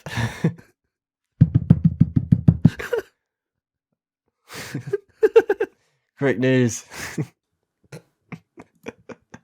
I don't know what happens in Bambi. I can't remember. I know her mum dies. PlayStation Stars has officially launched worldwide. Now, I've had the pleasure of playing around with this a little bit. Granted, it's just a reward scheme, so there's not actually much to do other than it gives you challenges, and the challenges it gave me yesterday were to boot up a fighting game, and I chose Street Fighter 5. I literally downloaded it, booted it, closed it, and that was a challenge done. I got a little trophy for that, a little collectible. Cute. But the big challenge they gave us was it gave you a list of songs that correlate with a game. And it was weird. But thankfully, my best mate, Mr. Google, came through and just told me the list of games. And the games were Returnal, Uncharted 4, Death Stranding, Until Dawn, and Heavy Rain. And all of those, every single one of those titles is part of PS Extra. So I just downloaded, booted, deleted. Or, a big benefit, the PS4 titles, specifically, you can stream them. So for some of the games, all I had to do was stream and then close. And that was it. Progress made on the thing. And then I got a nice little player collectible that's purple on the border, so it's rare. So that's my experience of PS Stars. But there's actually a bit of news coming with the official release. And the news is that once you attain a status level, your status level is valid for the remainder of the calendar year plus 13 months. Points will expire at the end of the month you earn them plus 24 months, so really like 2 years and a month after you earn them. But the big controversial ticker with this is that PlayStation is giving top tier members of its Stars loyalty program priority in customer support. I've seen a lot of kicking off about this. I'll leave my opinion to myself for the minute. Boys, would you like to go off on this? I think it's something we definitely can go off on because that's a bit of controversial news there. What do you think, Davey, mate? I'm sure you've got stuff you're begging to say. Yeah, specifically with this, I don't see the issue whatsoever. I definitely do not see an issue. You get top tier service if you spend the money. It makes perfect sense. Loads of companies around the world do this. You get priority lines. You get priority people that deal with you. You think about the difference between, like, Christ, if we even just take it to YouTube, just for argument's sake, the difference between a creator at my level or a creator at 100,000, they get their own personalized brand ambassador. I don't fucking have that. I get to write into the email support link and they may get back to me one day, never. It's the way it is. This the way that life is that if you spend money or if you are, as they deem, loyal, they don't want to lose you. And that's just the way it is. It's the same with different organizations that I've worked in the past. There is an unwritten rule of two-tier service because if you've got a lot with that place, you do not want to lose them. So you will go over and above to ensure that you keep that person happy. And to be a top level in the Stars Loyalty program, you got to be buying a shit ton of games. I imagine. I don't know how many points it is. I put in a digital pre-order and got 200 points and went up a level. And that was cool. And I thought, great. I don't buy an awful lot digitally. So Stars-wise, it's going to be those 2 years. I'm going to be using those 2 years to be able to get something probably back from this. Whereas other people, I saw someone post out the other day, they had 20,000 points already. And I thought, oh, fair enough. You must just buy everything digital, buy it all through there, spend hundreds and hundreds of pounds a month. Why shouldn't you get a better level of support from the company than I would? I'd join just the normal line. I don't pay as much in. It makes sense to me. I get why it's not a good look, but this is life. And Twitter can't seem to be able to understand that it's a business. And this is the way the world works. Money talks, baby. And if you got the money, if you're putting it in, you get back from it. That's the way life is. And that's just my take on it. Fair enough, mate. Fair enough. Phil, what is your take on this whole situation? Well, now we've had the PlayStation apologist. He's apologised for the service and he's put it in the best light possible. I just want to take it a step further and be as negative as I can about PlayStation Stars. Because I see right through it. It's just an excuse to falsely inflate the numbers, in my opinion. It's just so the marketing guys can look great in front of their directors at the end of the year when they present to the board and they can go, oh, we've had 7,000 million downloads of X game because of PlayStation Stars. We've had more and more downloads. We've had more and more play time in these games, right? It's meant to encourage people to play games. And ultimately what Spencer's doing, he's downloading it for a couple of seconds, playing a little bit, achieving whatever he needs to achieve, and then binning the game, dipping straight out. And I think that's probably the majority of people. They're not downloading the games and going, oh, brilliant, this is a new game that I'm going to spend loads of money in. It just falsely inflates the numbers, as I said. It's done before and it's done over multiple platforms. Microsoft do it with their points. They basically pay you for clicks at the moment under the guise of a quiz. So they ask you a number of silly little quiz questions and they get you to click around websites. And that just makes Bing look better because there's more traffic flying through Bing. But with Microsoft, they're actually paying you physical money or through gift cards. PS Plus, they are just giving you silly little digital assets, which we all hate. because previous times we've talked about NFTs and we've all been very negative. As soon as it's a little, I don't know, Buster Sword to sit on your wall or a little theme to go on your PlayStation, we're all won over because, oh, it's PlayStation, it must be great. But no, I just very much dislike the service, and I haven't signed up. And if I get any of them, I'm just going to completely ignore them. I hate them. Honestly, it's just not for me. Spence, let's go back to yourself. What are your thoughts on this? My thoughts basically coincide with your own, Davey. Shocker to the world, everyone knows. I think the biggest point here is, for PlayStation, whose feedback is more valuable? Someone who uses the service every single day, or someone who uses it once a month? They want feedback from the players who utilize the service more than anyone else, and that's probably a big reason as to why they get in priority. It gives them the best analytics and the best user data to help and make the service better in the future. That's what they want. And it benefits that the people who use the service every single day also get faster response times and better service. It's a win-win for both users, and the people who are going to be calling up often for customer support are the people who use the service often. So for them to have the priority, it literally makes the most sense. I don't see any downside to it whatsoever, other than the people who obviously don't use the service often. It's just going to give them a bad light on the service. It's going to make them dislike it more than they would if they used it more, I think. But that's lose-lose for them, because they're missing out on the service regardless. So I think it's perfectly fine. As long as you utilize the service the way you should or would normally, I don't think there's any reason to complain about the priority. I think you and me are probably in the minority with this view, to be honest with you. Well, judging by Twitter anyway. Judging by Twitter, apparently it's the worst thing that's ever happened in the history of man. Just like everything is, every single time one of these things happens. But listeners, that's definitely something I'd love to hear from you. You can write in psvtrust@gmail.com, hit us up on the socials, anything like that. How do you stand on this? Because I would love to hear the other side of the argument from someone that actually knows how to write, rather than just in a certain number of characters and chuck it up and hope for the best on Twitter with some random fucking gif. Just anything. Give me your thoughts. I'd love to hear from you on that one. So, lovely roundup of that little bit of quick news, lads. It's time to move it on to me. Phil. Phil, mate, for my impression for you, I would love, I'm going to go aquatic with this one. I'd love to hear your impression of a walrus. And you can choose if it's male, female, if it's non-binary, whatever you prefer. Take it away. A walrus. Okay.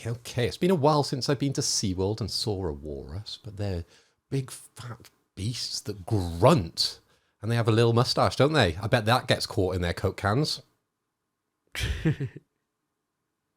All the time. And it's long as well. It's really long, isn't it? It's dipping into the... If anything, it's constantly soaked in Coke. Because it's in the drink, isn't it? They got to drink through that thing.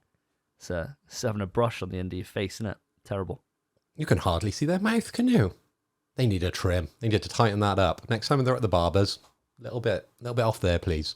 But anyway, we digress. How am I doing a walrus?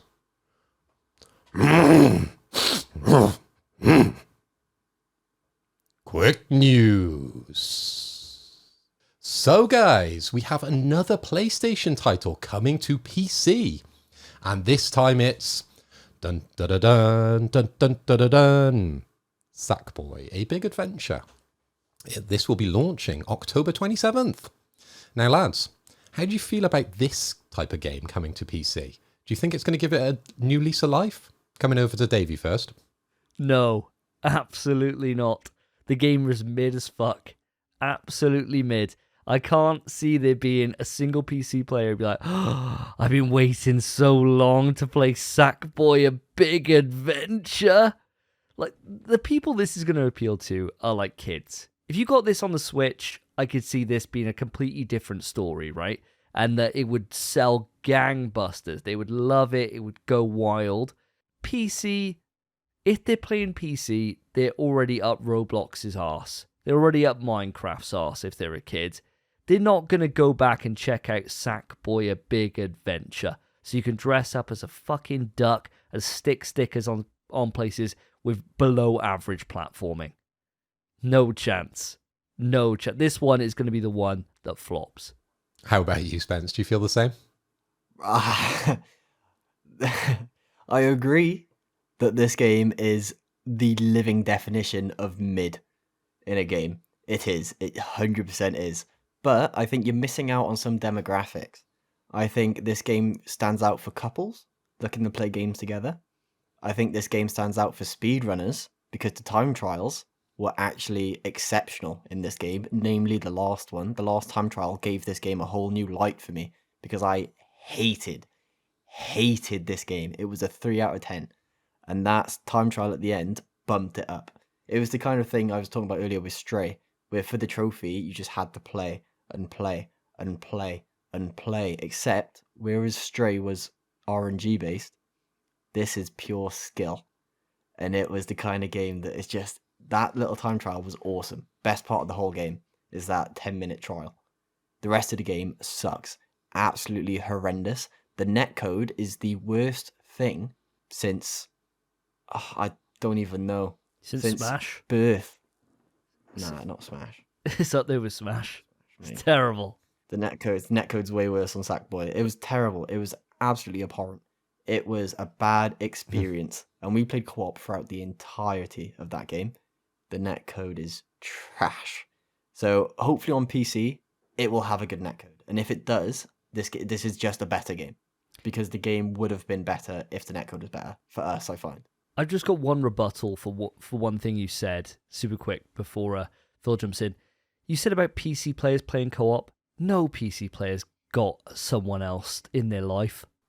Literally no one else. They're alone, covered in KFC, stinking up the place with fucking moldy keyboard, and their hands are all like this, like their fingers like bent over from hitting W so much. No chance, mate. They're not playing with anyone else. Fuck no. They're in VR chat with a headset on, eating chicken, pretending to be a 14-year-old girl. No chance.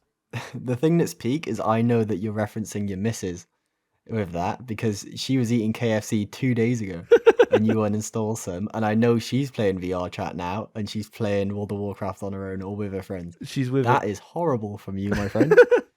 I wasn't referencing my wife. I wasn't. But if you want to take it to that place, I'll... He's walking back quickly now, isn't he? He's walking back. I am. She doesn't listen to the show. Let me save you. So one area which I think both of you have kind of missed out a little bit. I could see this working quite well with the streamers, but unfortunately we don't have the building in Sackboy: A Big Adventure, if I'm right. Yeah, so like the previous Little Big Planets, having all the world building, PC players would have gone crazy for that back in the day when those games were around.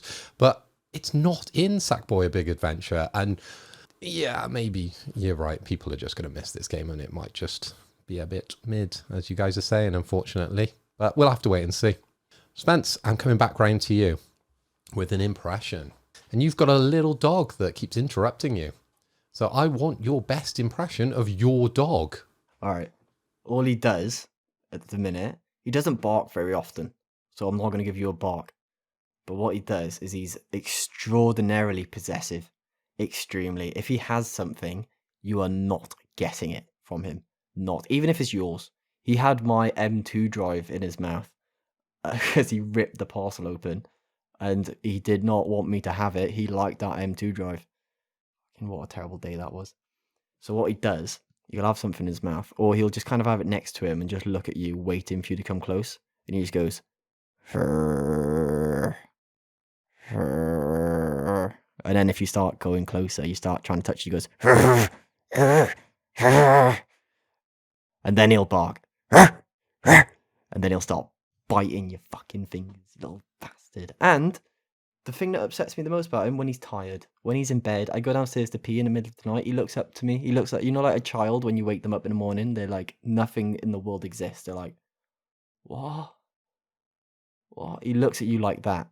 But then you go to pet him, and he doesn't like being woken up. It's the same little, it's like, get the fuck away from me, get away, bear, fucking little bastard bear. Alright, quick news. I'm angry now. Fuck my dog. Your dog sounds like an arsehole. He is an asshole. He's lovely. He's lovely when he's tired until he falls asleep. And then if you wake him up, he's a bastard. This is why I love cats. But cats are assholes anyway, bro.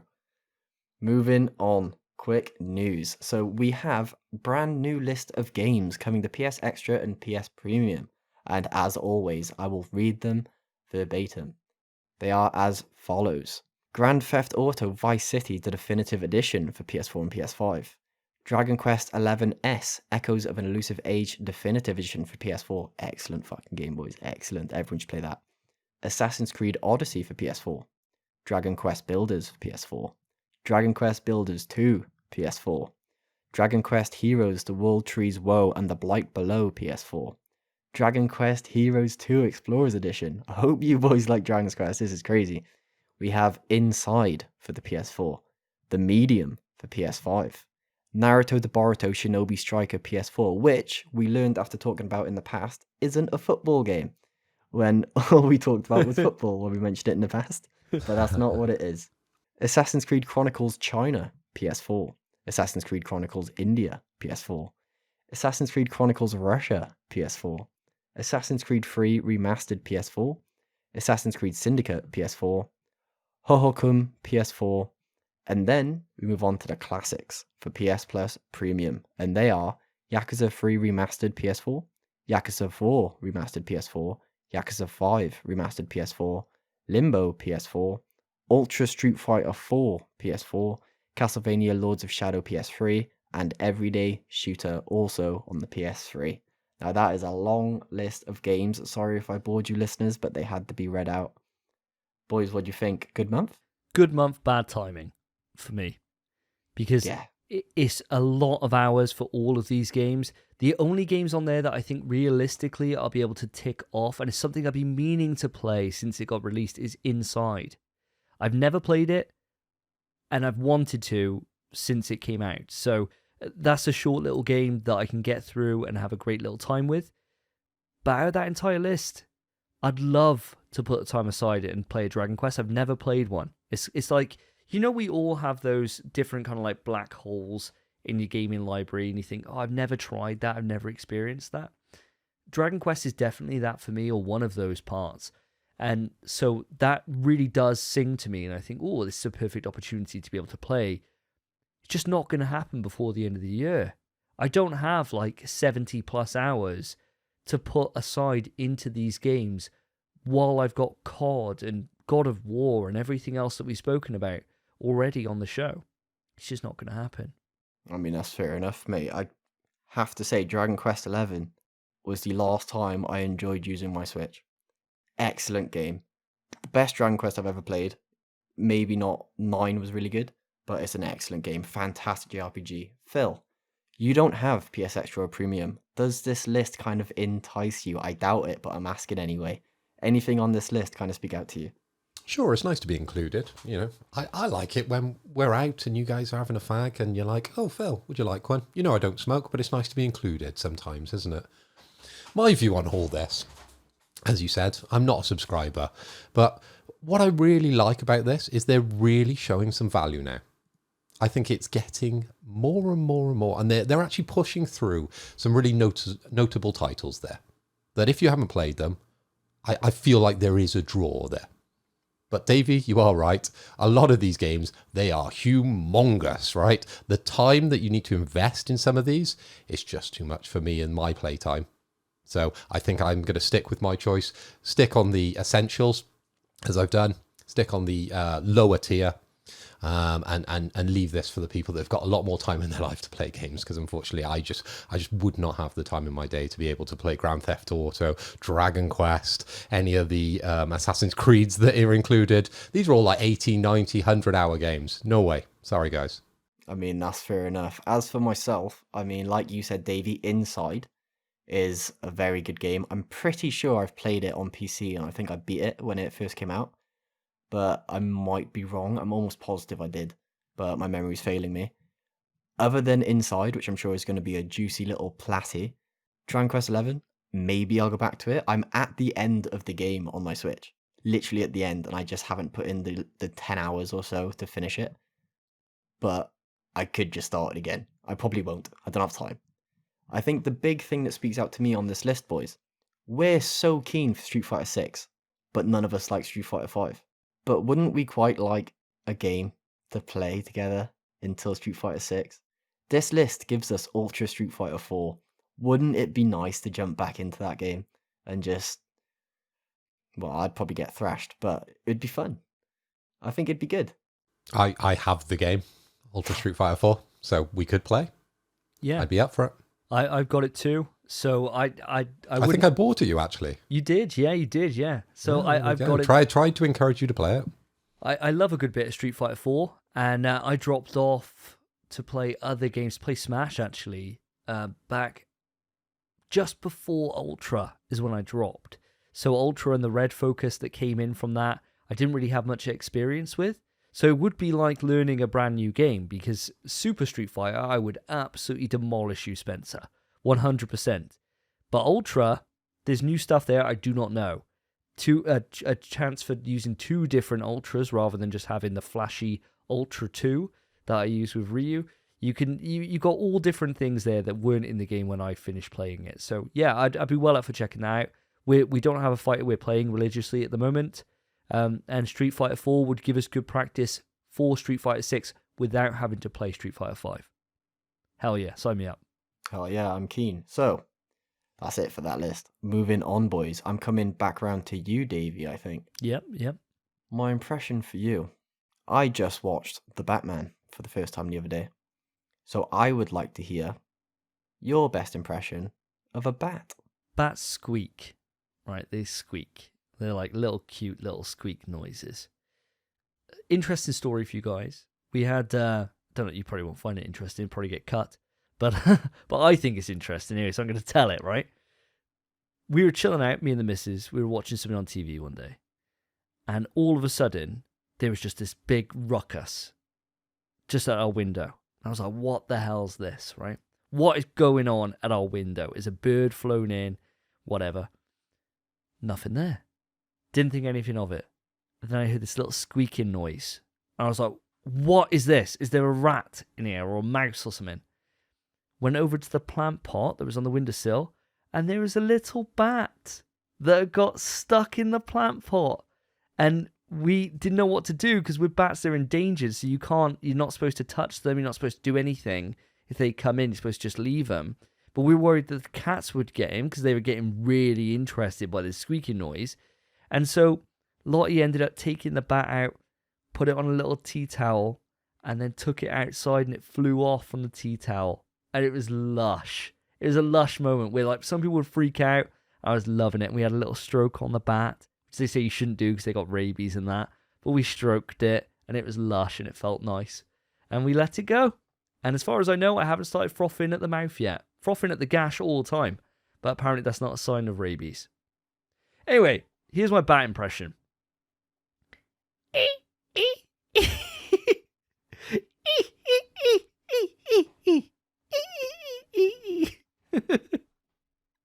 Quick news. Sledgehammer Games are set to develop Advanced Warfare 2. Now, Sledgehammer made last year's entry in Call of Duty Vanguard, and following the commercial disappointment that followed for that game, future Vanguard sequels were totally binned off. Instead, they're apparently taking COD back to the near future level with exosuits. Now, this is going to be a long way out, because Infinity Ward, as we know, are releasing Modern Warfare 2, which is launching in a couple of weeks. Treyarch then should be next up to bat, because they released 2020's Call of Duty Cold War, which I loved. So we're talking, years and years down the line here for this. Philip Hoy, as a returning COD veteran, does the idea of jumping about in exosuits appeal to you, or do you want them to stick to the boots on the ground COD? I think I'd rather if they stuck to the boots on the ground COD, because that's what I know and that's what I love about COD. I think I like the more traditional COD. I'm not talking kind of like the old school. I don't want to be going back to the World Wars, but kind of like the modern day stuff without getting too futuristic, I think is my kind of like play point on when I'm thinking about COD. I think that's probably quite a common one, to be honest with you, especially with advanced. At the time, Advanced Warfare came out and it did quite well. And then they followed that up then with a couple of other titles where it took it even further and further beyond into all these jetpacks and all this bollocks. And then everyone kind of kicked off and it went back then to more boots on the ground. So it does seem like a very cyclical thing at the moment where they're just chucking shit at the wall and seeing if anybody wants it. And Advanced Warfare at the time was kind of an answer to Titanfall. It was kind of their way to be able to try and compete with that. Time has moved on a lot since then. And obviously that style of gameplay is not in fashion right now. Maybe it could bring it back. Spencer, what do you say? You mentioned Titanfall, which I'm a bit upset about because I was going to mention Titanfall. Advanced Warfare came out and Titanfall was just better. At least Titanfall 1 anyway. Titanfall 2 kind of fell off. But Titanfall 1 was just the same game with mechs, better movement and better combat. It was just a better version of that game, in my opinion. Advanced Warfare, when it gets to this extent, with the jetpacks and the exosuits and the wall running and stuff like that, it's not for me at all. I much prefer the boots on the ground kind of concept of Call of Duty. And if they do make Advanced Warfare, I think I will genuinely skip COD that year. I don't think I'll be getting it unless the beta, which they will 100% do a beta, unless that blows me away. If it doesn't blow me away, I genuinely think I'll probably skip it that year. I am so not keen on Advanced Warfare. Wow, that's pretty strong feelings. I mean, at the time when Advanced Warfare and all this advanced movement stuff was in the works, was when I was on my hiatus from COD. So I didn't really try them. So I don't know if I like them or not. But, I mean, it's COD. I'm up for definitely giving it a look. And I honestly don't know whether or not I'll like it. I don't know. But if this is true, which it seems like it probably is, we got a long way to go. So we got a number of COD titles before then. I'm sure we'll be talking about it in the future. Now, coming back round to Mr. Philip Hoy to end quick news. We've had some great impressions today. We've had some lovely impressions. I'd like an impression of a kangaroo. A kangaroo. That is a difficult one. Give you with one hand, give you the lion. What noise would they make? Yeah, Take away with the kangaroo. Yeah. You've not been nice to me to end this one, have you? What the hell does a kangaroo sound like? We've got the comical noises of the boing, but that's you want a realistic kind of sound, do you, for this kangaroo? Take it wherever you want to. Go. I mean, I'd imagine they like snort a little bit, maybe. Just that's a pig. Maybe this one is a very pig-like kangaroo. Very nasally, very congested. Very nasally. Sinusitis. Very nasally. That's what he's got. So the pig kangaroo. Quick news. The availability of PS5, it should be drastically improving towards the end of the year. So PlayStation is aiming to ship 30 million PS5s in 2023. If Sony manages to hit these sales targets, the PS5 would have sold 70 million units. Now, for context, the GameCube, over its lifetime, sold under 22 million units. And 30 million units in 1 year is half the total of the amount of Xbox Ones in their entire life cycle. So PlayStation 5, if they can get those PS5s out in the world, they're going to kill it. Now, we've all got them, so it doesn't really matter to us. But maybe some of our listeners, you're still stuck on a PS4. You want to get on the PS5, and you'll have the opportunity towards the end of the year. And that brings us to the end of Quick News. And as Davey said, we've had some fabulous impressions and we've had some terrible ones from myself, and I'm sure I'm getting the shot on this one. So let's try and stack the odds and be very nice to someone. Spencer, you can go first. What was your favourite? Let's be kind to start off with. Let's not be negative. Oh, first for the podcast. My favourite. There are many good ones. It doesn't have to be favourite for being accurate. It could have just made you laugh. Like they're trying to change it. Hey, I'm running Quick News this time round. Of course I could change the rules. The rules change every single time. Remind me what it was. So, Phil, you had lion, kangaroo, walrus.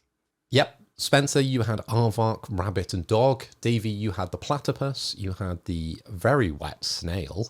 And then you finished it off with A bat. bat. Oh, yeah, the bat. Little squeaky bat with that lovely Okay. heartfelt story So, about saving a bat.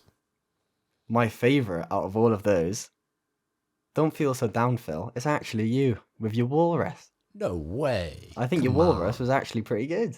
Oh, okay. So I'm giving you my favourite for this episode. Thank you. Now, Davey, where are you going with your favourite? You can come out next. My favourite is the impression that you didn't actually do, but you kind of did it, which was the animated kangaroo. The boing. This is exactly what I was thinking you'd go for a kangaroo, and you nailed it. You absolutely nailed it. You set my expectation. The pig kangaroo, the actual part of that, was absolutely terrible. One of the worst things I've ever heard in my life. But the boing, that's the part of the impression I'll take, and I really appreciated that. Okay, David Attenborough Davis, do you actually know they don't snort? Because I might have been spot on. They go like Have you ever this. seen a kangaroo? I've seen them, yes. I have seen them in the zoo. Yep. And Did they snort? They did this. I don't know if they did that. They didn't actually make a noise. Much like a rabbit. Much like a rabbit. I reckon they just do it. Yeah, much like a rabbit being stabbed. Yeah, by a hawk. Yeah, Yeah. it's exactly what it is. But yeah, so your kangaroo gets off to a good start there, Phil. Well done. Damn, you guys are both being really nice to me this episode. Now, my favourite, sorry, Davey, I think I'm going to have to give it to Spencer on this one, because I really liked his dog. I liked the whole story. He gave it some context, and he said it was a bastard, but I was falling in love. Spence, your dog, for me, that was my favourite. Thank you, my friend. Thank you. It is a bit unfair because I do see him every day. You've had time to practice, unlike me, who doesn't hang out with lions, walruses, or kangaroos. Yeah. Davey's at least seen a bat once. I have, yeah, once. Yeah. And you've probably seen a snail at some time in your life. I have. They're not an animal with an actual audible sound, though, are they? You never hear a snail. The only time you hear a snail is when you step on it, and it's like, and you're like, oh. Oh, you could have done that. That would have killed it. Yeah, but you gave me a very specific impression to do. Oh, I did, Which was, didn't I? you didn't say just do a snail noise. You said make sure to like lick. It's got to go over the microphone. You gave me a specific direction. Next time, you should have dashed that microphone onto the floor and stamped on that snail.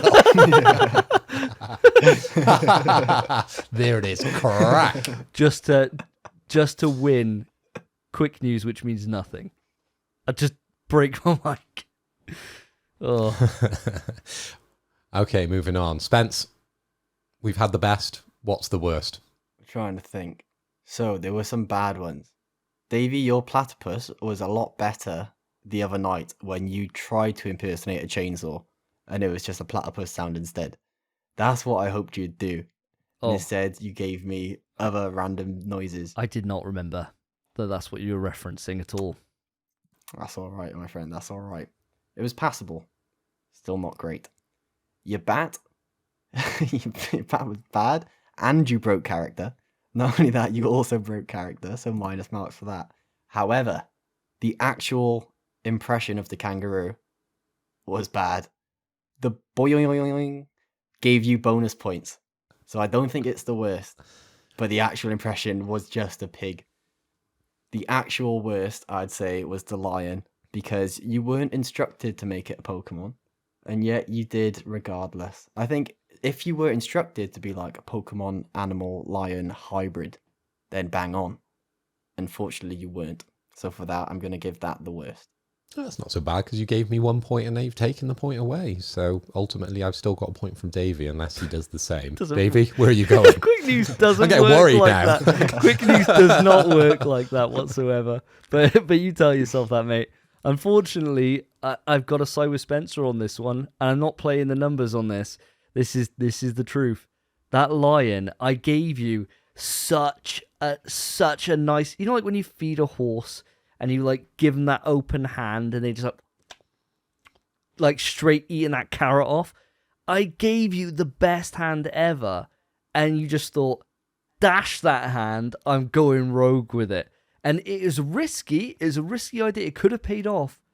Unfortunately, it didn't pay off. If that was a Pokemon in the anime, I'd fucking shoot that thing, it would be endangered. It would be gone. Nobody would pick it, and it doesn't deserve life. So yeah, that's my worst, I'm afraid, Phil. So we built you up, and we've dashed you down. What can I say? I like to have fun. I like to be risky, and I took the risk, and it didn't pay off, unfortunately.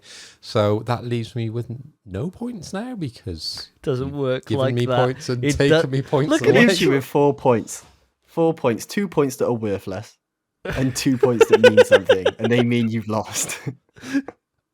I love he's trying to change it now, so positives have something. I'm running this area of the quiz, surely. It does not work like that. You don't have that kind of... None of us have the power over that, I'm afraid. So I've got the best and the worst, right? Yeah. So I get to nominate a drink and take one myself. No. Well, my No, worst. Absolutely not.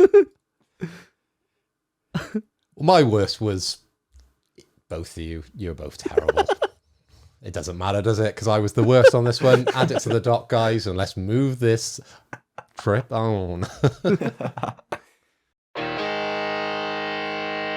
Kick it!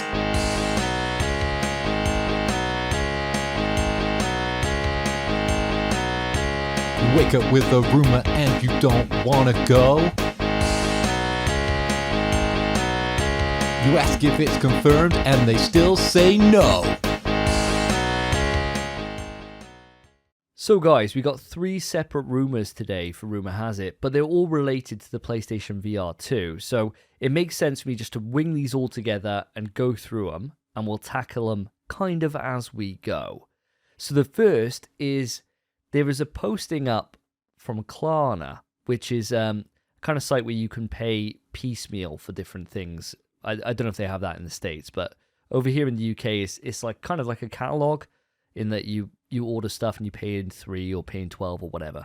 Anyway, they had the price of PSVR 2 on there for £599.74. Now for US dollars, that's probably about $599.74, because our currency seems to be pretty much neck and neck at the moment, which I found out when I was paying £9 a pint over in New York. So, which was absolutely horrendous costs. Anywho, what do you think about this, guys? Price-wise, are you thinking this is accurate? Are you thinking it's a load of shit? Philip Hoy, I'm going to come across to yourself first. What are you thinking? Well, Davey, even though I tweeted this out on the In PS We Trust Twitter, and yes, viewers, you are seeing behind the veil here, it was me. It was me all of the time, right? I was the puppet master on this tweet. I definitely don't believe it. It looks like the most generic e-commerce website that I could spin up in a couple of seconds. Honestly, it looks ridiculously fake. I do like the idea that you can pay for it using Klarna, but let's be real. In the UK at the moment, you can pay for most things with Klarna. I found out the other day, you can pay for takeaway with Klarna. So your Just Eat or your Domino's, you can pay with Klarna. How mental is that? Just feels ridiculous. I've never used the service. I use the PayPal one now and again, and that's generally over 3 months. I don't know if Klarna's the same. Maybe one of our viewers, one of our listeners can sort of fill in the gap there, but I've never used the service. I use Klarna all the time. I used it for my Birmingham ticket, not Birmingham ticket, what am I about? My download ticket. I used it for my download ticket. I used Klarna, and it was 3 months. I think I might have used it for my M2 drive as well, and that was spaced over 3 months. I think it's generally 3-month plan, but you might be able to do more over like bigger purchases. But generally speaking, it's a 3-month payment plan. So you could really order a massive takeaway, couldn't you? And make that last 3 months. And you might be quids in. I don't know how well doner kebab freezes, but this is something that I got the info now. Thanks for that, Spence. Appreciate that one. So now we got the general knowledge of Klarna here, and we know how much we can get a doner kebab out of this. Phil, price-wise, what are you thinking? I just don't believe the price that was in this listing, because look at it. It just doesn't look like a British price. $599. Okay, I'm with you at that. And then the last 2 numbers, they just mess it up for me. If that was 99, I would have accepted it. But in the UK generally, we don't see 74 as the amount of pence that we would charge on an item, unless that's been badly translated from American dollars or euros. I just don't see that as being the realistic price. I think that's in the right area for what it should be, but 599.74, definitely don't believe this listening. Well, I'm going to come back to you in a moment about potential prices here, now that we've had some extra news for additional handsets or different VR headsets that are on the market. But Spencer, thoughts on this Klarna page right here? I think 600 quid. I mean, the 74 it does stand out. You are right, Phil, but I think it's fine. I think it's probably accurate. I think that is how much it's going to cost, and I won't go into it yet, but there are reasons as to why I think this is the price, and I'll wait until we kind of divulge a bit more information. I'll let it go back to you first, Davey, and let you talk about the price. But I think it's accurate. I think this is how much the headset's going to cost. So you think that page is a genuine page? You think that's something that's been leaked early rather than being a placeholder? I think so, yes. I'm siding more on the side of Mr. Philip Hoy on this one. Definitely a placeholder. 100%. You see things go up all the time. I saw one on Shop2 the other day where they had... I can't remember what game it was now. It was a game that literally just got announced. That's like years out on Xbox. And all it is just the text of the game that's been shown on a black box with the green around it and the standard price. And you think, well, it's just a placeholder page. Do you know why they do that? I guess just so they can get out in front for some kind of... They come up in web searches and things like that, I assume. That would be my assumption, really, is that the quicker they get these pages out onto e-commerce websites and they know the title. Amazon do it all the time. So they just put, as soon as a game is released or announced, they make the listing so it starts ranking within Google because it takes a certain amount of time to get into the search engines. So I'd assume that would be the reason why they would do it. It's pretty smart, really, if you think about it. If you are trying to beat the competition, the quicker you can get those pages out, even if it doesn't hold all the detail, or even if you can't actually buy the item, the quicker you get it out there, the more chance you've got of getting it higher and better listed within Google, for sure. That's a great point. I love having you on the show, Phil. I love this knowledge that we get here from the web side of it, because as you all know, all I see when I see the internet is dots and zeros. It's like the Matrix to me. I don't understand it. It doesn't make any goddamn dots and sense. Zeros. You see dots and zeros. You see a weird matrix that isn't right. I see the wrong matrix. I'm glad you picked Most up people on see that one. ones and zeros if they're looking at the matrix, but Davey sees dots and zeros. I see dots and zeros. That's all I see. It's all a con. It's just a mess. It's an absolute mess. This whole internet lark. I don't understand how. Not to take it too far off. I don't understand how it works. Like, if you were to travel back in time and someone Where are we said... going, computers or... Any of it. Literally any of it. Like, literally... But if someone said to me, like, internet, they're like, oh, so you're talking about the internet. Like, I went back to 1800. I'm talking to some scientist bloke and talking to, like, Newton or whatever, and he's just learned about gravity and I could fucking school him on that. And then he's like, oh, this internet thing. Tell me about this. I don't know. It just works. I don't know. It's magic, mate. It might as well be fucking magic. I don't have a clue how this works. I just pay £27 a month and it just works. And that's it. So yeah, dots and zeros for me, mate. Dots and zeros. Anyway, bringing it back on point. Talking about the price here, 599.74. Spencer, you're sitting on some information here that you're desperate to share. Do you want to lay it on us? Right, okay. This is the reason why maybe the site itself is probably placeholder, it probably is, but the price is the reason I think the price is so accurate. And it's because we recently found out the price of the Meta Quest Pro.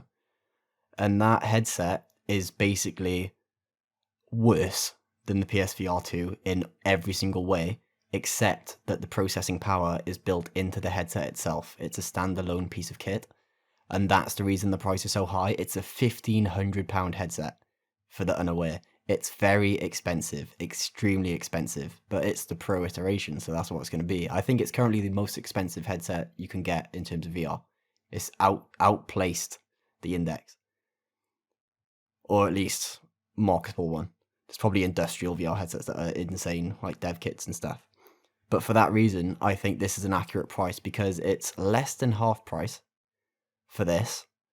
And even though the specs are better on the PSVR2, all of the processing power, all of it comes from the PS5. There's no processing power in this headset at all. So it makes sense for the to be such large price disparity. 600 quid though. 600 quid though. It's more than I would have liked to have seen it for, but it makes sense to me and it's upset me. Because, well, just thank God for Klarna, boys.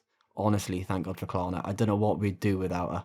She is probably sorting us out with this PSVR 2 because 600 quid is a massive ask, even if I understand why that's the price. It's still steep. What about yourself, Phil?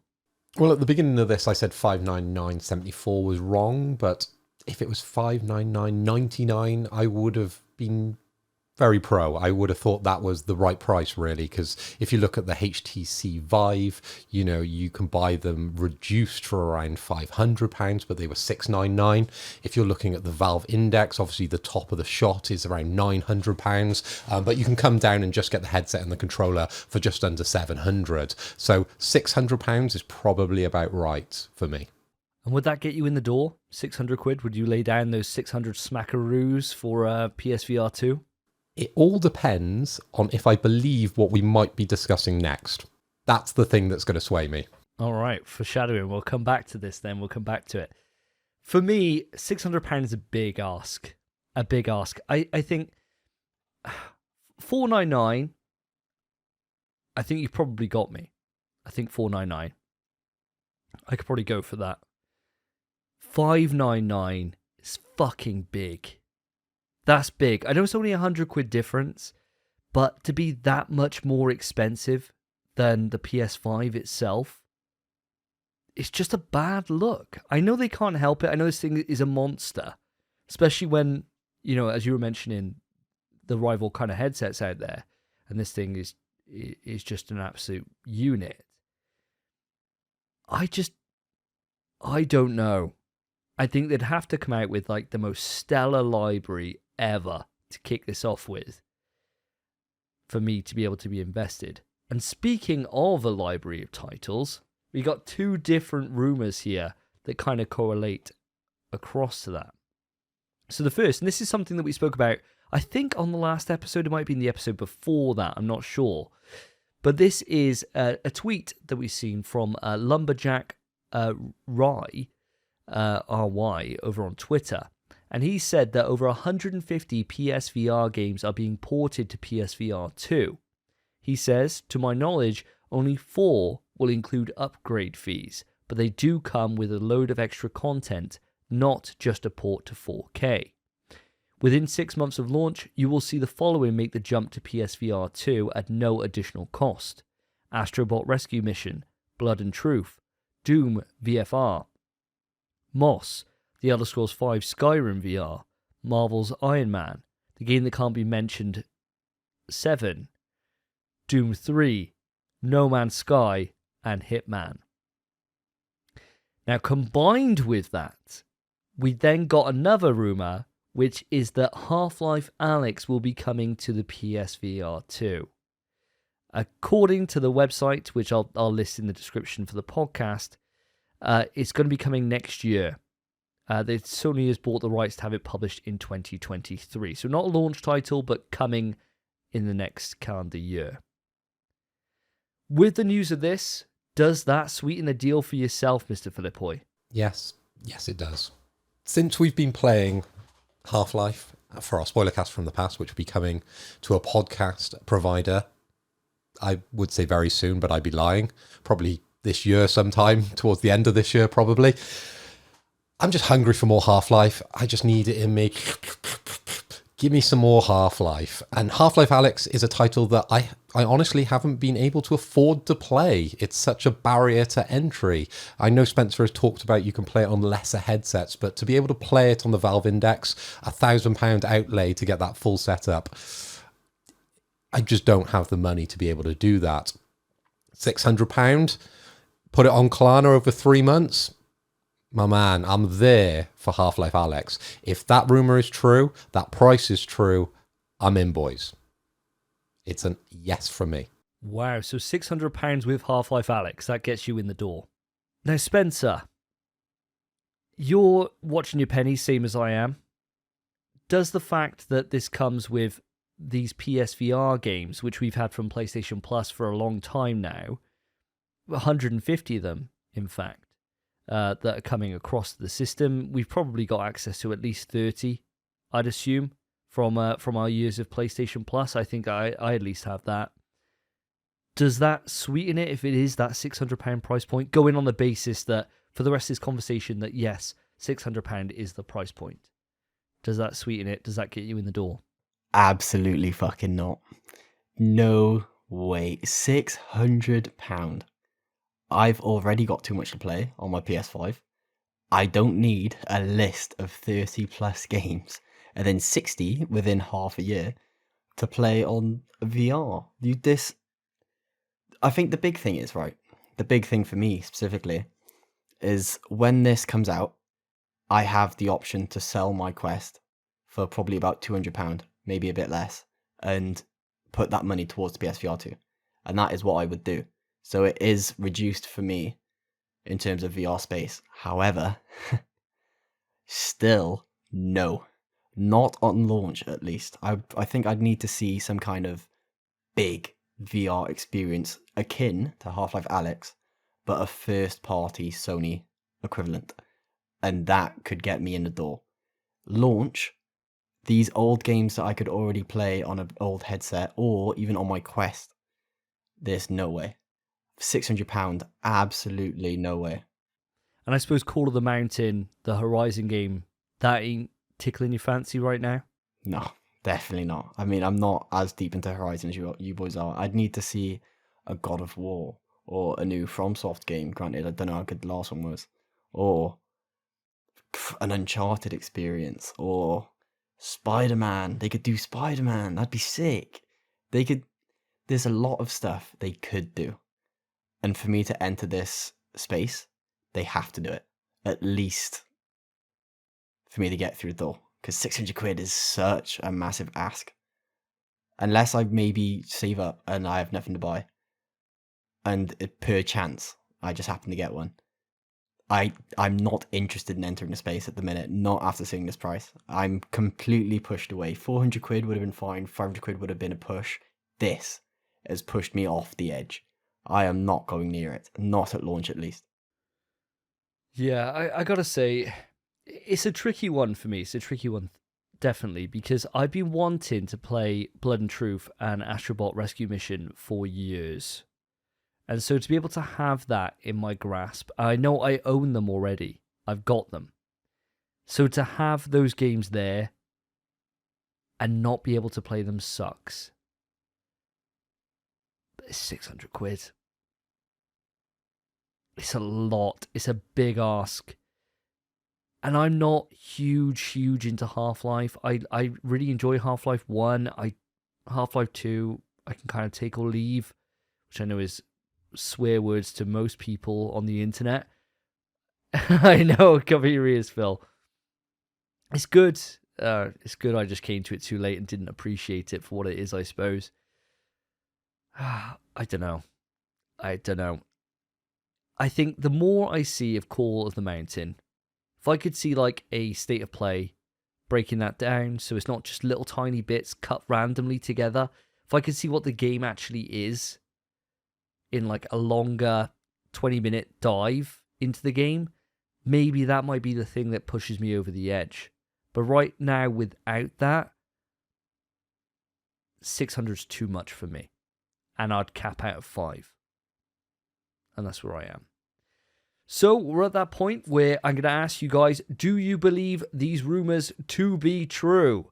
You can break it down to all, none, or some. Let me know what your thoughts are. Mr. Philip Hoy, coming back to you. The first one, I believe that they've created a placeholder for it. I believe it's going to be around that price, not that exact price, but I believe it's going to be around the £600 mark. So I would say yes for that one. The second rumour, I don't really care about the older games. I wouldn't be buying it to play retro VR games. That's really weird to say because VR hasn't been around that long to want to play old VR games. So not really interested. It's a nice thing to have, but it's not something I'd be buying it for. I would be buying it for Half-Life Alyx. So that would need to come true, and the first one would need to come true for me to buy it. So I'm praying that they are both true. So I'm going to go yes, no, yes on my predictions there. Okie dokie. What about yourself, Spencer Davis? Well, short and sweet, mate. I think all of them are true. Every single one. I mean, we talked about Half-Life Alyx being on PSVR ages ago. When we first heard rumour of the PSVR2, we spoke about Half-Life Alyx. I think it's guaranteed to happen. The 150 games, I said that chances are most developers are going to upgrade them free of charge. And that seems to be the case. So that follows suit as well. And the price just makes perfect sense to me when you compare it to the MetaQuest Pro. So all of it seems reasonable enough. I believe everything. I believe the bottom two rumours. I believe the games and Half-Life Alyx. I'm not sold on the price just yet. I'm not sold on that. I won't be surprised if it is that, but if Sony really want to get mass adoption on this thing, they're going to have to somehow get it down. That's my personal take on it, but that's where we're standing on this. Listeners, if you've got any opinions on any of these rumours, are you interested in buying a £600 PSVR 2? Let us know. psvtrust@gmail.com or hit us up on the socials. And let's move it on to the topics. Stop! Topic time! So, boys, we have reached the topic. The first and last topic of the evening, unfortunately, but every podcast has to come to an end. So, for our topics tonight, we will be discussing the PS5. Shocker, shocker. Apparently, I say apparently, it's confirmed, it's been jailbroken. What this means, a limited but working jailbreak for the PS5 hardware has been released, potentially enabling players to install unsigned or unofficial software. Now, there's videos going around. This gives users access to developer menus and being able to access PS5 software that they're not supposed to, and kind of gives them a deep dive into how the PS5 works. But the scary thing, and the video I saw, was that this gives people unrestricted access to software on the store. There's a video of someone downloading and playing PT, the Silent Hill playable teaser, which has been taken off the store for years, and people have been able to download it and run it on a PS5 thanks to this jailbreak. So before we discuss this, I kind of want to come across to you boys and ask how deep your knowledge on jailbreaks is, and have you ever jailbroken anything? So Davey, I'll start with you. What do you know? As you know, I'm dots and zeros when it comes to this kind of stuff, so this is all above my head.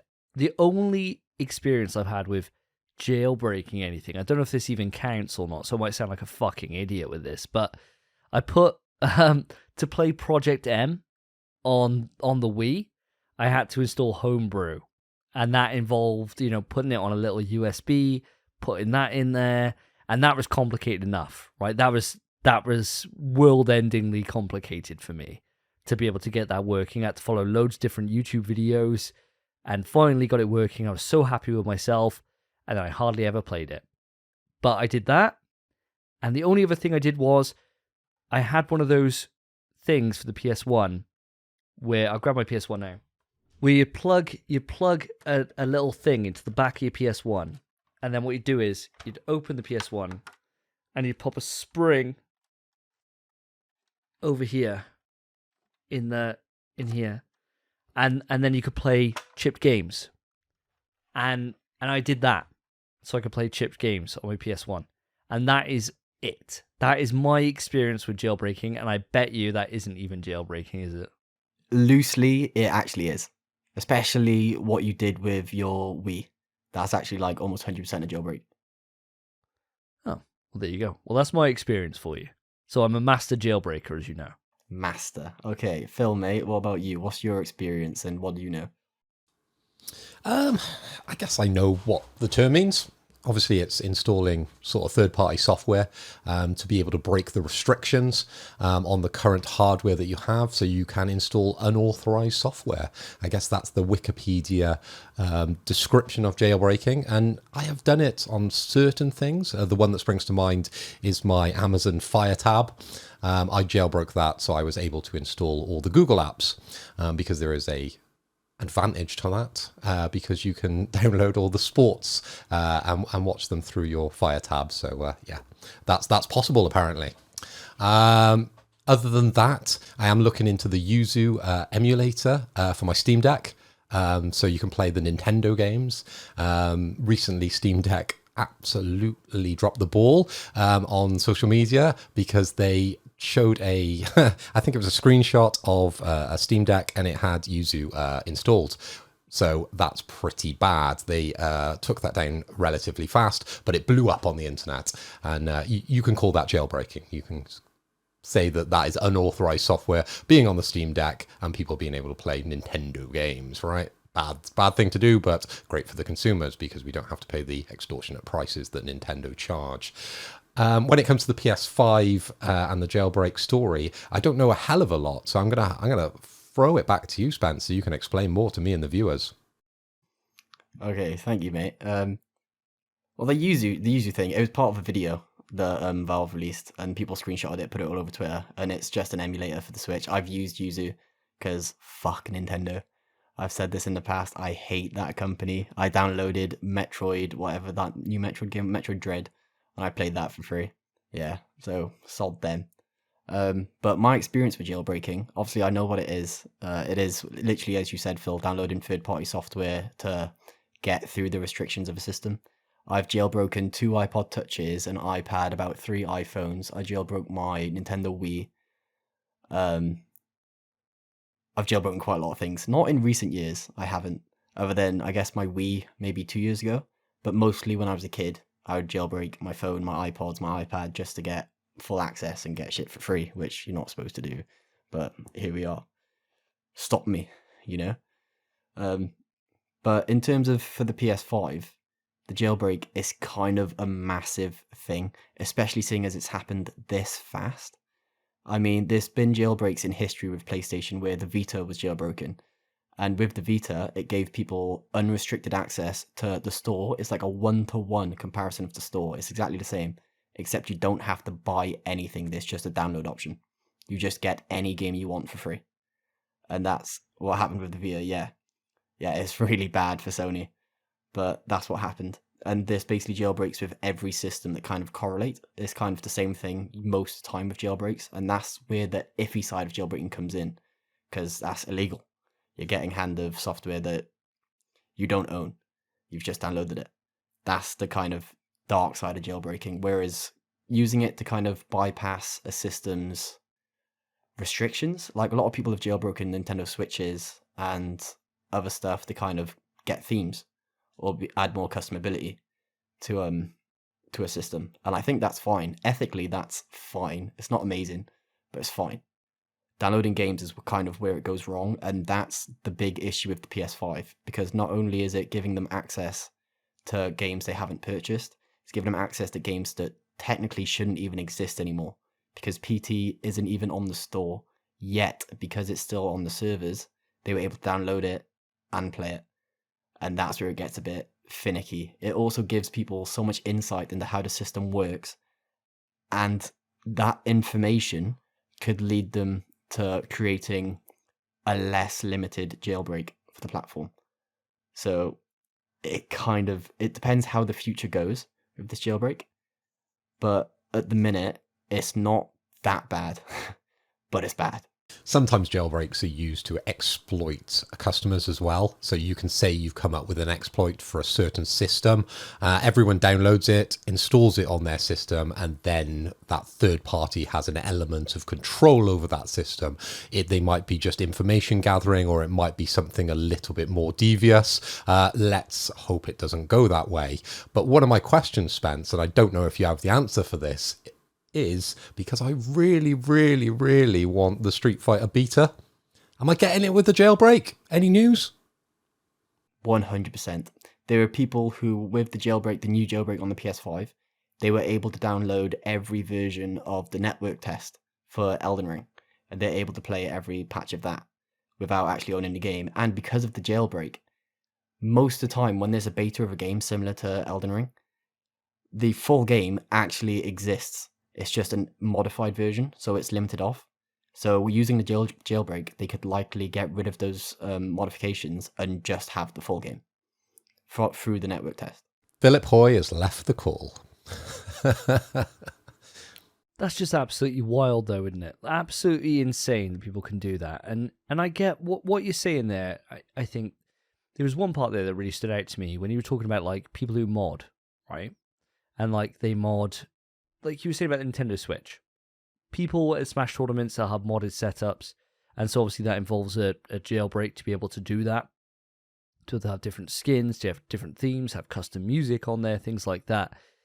And like you say, I don't really see an issue with that. That's the same as like modding a game on a PC. It's not really, people don't really frown on that in any particular way. People encourage it, if anything, because it gets more people to stick around with games for longer, try it in a different way, get more enjoyment out of it. Great. But being able to go in there and get around some of the stuff there and essentially just rob developers left, right, and center for their hard work is grim. Now, I don't know much about this, as obviously I've made it very clear. Is this something that can be fixed with patches, or is this just now it's done? Is it done? It's 100% something that can be fixed with patches, but in most cases, the way they break the system and get into it is hardware based. So like the original version of the Switch, the launch version, can be hacked and jailbroken so easy. Extremely easy. You just get a little 3D printed prong kind of thing that slides into where your Joy-Con does, and it short circuits the Switch. And it lets you enter developer mode and a debug menu. You can jailbreak it through that. And instead of a patch they could do, they literally had to change the hardware to prevent that from happening. When it's software based, Davey, a lot of the time developers will release new software and try and force people to upgrade and class it as a security patch because it technically is, right? You're protecting your users. But the people who have jailbroke it just stay on the previous version. It's very hard to force people to upgrade software, right? And then you've got to give them a reason to upgrade, but people can run dual operating systems. You could have the jailbroke system and you could have the up-to-date version, so you get the benefit of both. So yeah, it's quite a complex kind of situation, and once it's done, really. Jesus Christ, it sounds like an absolute abject nightmare for PS5. So what I can assume then is that there's new redesign models all the time coming out, and there's different stories that come out where it's a pound lighter, or that they've just moved around some of the internal components, or whatever it is, and they've all got different SKUs on them. I imagine from what you're saying then, those ones would probably be okay, but the ones that are already out in the wild right now, tough luck, they're probably going to stay jailbroken forever, and potentially this could be a real issue for Sony down the line. Yeah, it depends, obviously, if it's software or hardware here, but generally, if they're going to release a newer console, then they would have patched the fix, and you wouldn't be able to go back. But then, of course, the likelihood that these people who want to jailbreak the systems would just get their hands on the older hardware, even though it's been difficult, I suppose, for the majority to be able to get them. They're the people who are jailbreaking it, right? So they're putting a lot of effort into jailbreaking these systems. So, of course, they're going to be able to get their hands on them. It's not that hard to buy a PS5. We all bought one, didn't we? Yeah, exactly. We've been banging that drum since day one of the PS5 that it ain't that hard. It's just that people can't be bothered to look. But keeping it back on topic here. So, guys, what is the potential impact to PlayStation going forward with this jailbreak? Is there anything that that the company and then I suppose us as consumers need to worry about with this being out there? Could we have like a potential network hack like we had back in PS3 that could take the network offline for a sustainable amount of time? Is there any kind of concerns like that we need to worry about? So this is only a limited jailbreak, so they haven't gotten fully into the system yet. I don't think we're going to see anything like a network hack or anything that deep. I think the worst thing this current jailbreak could make us experience is just like modded lobbies in video games. So like you remember on Xbox back in the day, you're playing Call of Duty Modern Warfare 2, you'd get modded lobbies, or even on GTA Online now, there's always hackers and modders. People have jailbroken their Xbox or their PlayStation and they're hacking the games, getting money they shouldn't have, and just ruining everyone's time. I think this jailbreak is more likely to make us experience that kind of thing rather than an actual network shutdown. But that's still a hindrance to the players, and it definitely will affect the ecosystem, but I don't think it's anything that powerful yet. It could lead into more, and I'm sure it will, but as it stands right now, I think we're safe for the most part. Yeah, my 2 cents on this is that ultimately, if you're not jailbreaking your system and you're keeping it up to date, then you've kind of got nothing to worry about here. You should hope that Sony put out a security patch to be able to protect you.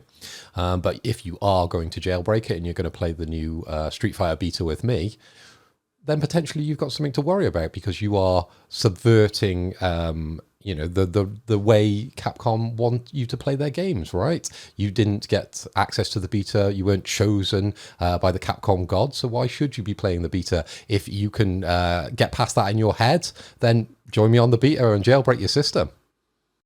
Well, seeing as the fact I can barely use a mouse and keyboard, I think jailbreaking the PS5 is a step too far for myself. But this has been super, super interesting for me, guys, because as I said at the start, this is such a black hole for me in terms of knowledge. Anything when it comes to this is so over my head. It is unbelievable. And yeah, do you know what? The more I learn, the more I realize how much more there is to know. So boys, I'm going to give you even more knowledge now. I hope you're prepared. Not amazing knowledge, by the way. This exploit, the one we're specifically talking about, only works on firmware version 4.03, which was the patch that released in October 2021. So it's a year-old firmware. So people likely can't jailbreak now. It could be possible to jailbreak the PS5 with earlier firmware, but for now, the 4.03 patch is the only one they've actually jailbroken, and apparently the jailbreak only works 30% of the time. Also, a little correction to what I was saying earlier. This jailbreak gives you access to read and write, so you can download stuff and you can change stuff. However, it doesn't give execute access. What that means is, although that person was able to download PT on their PS5, they couldn't actually play it. Not yet.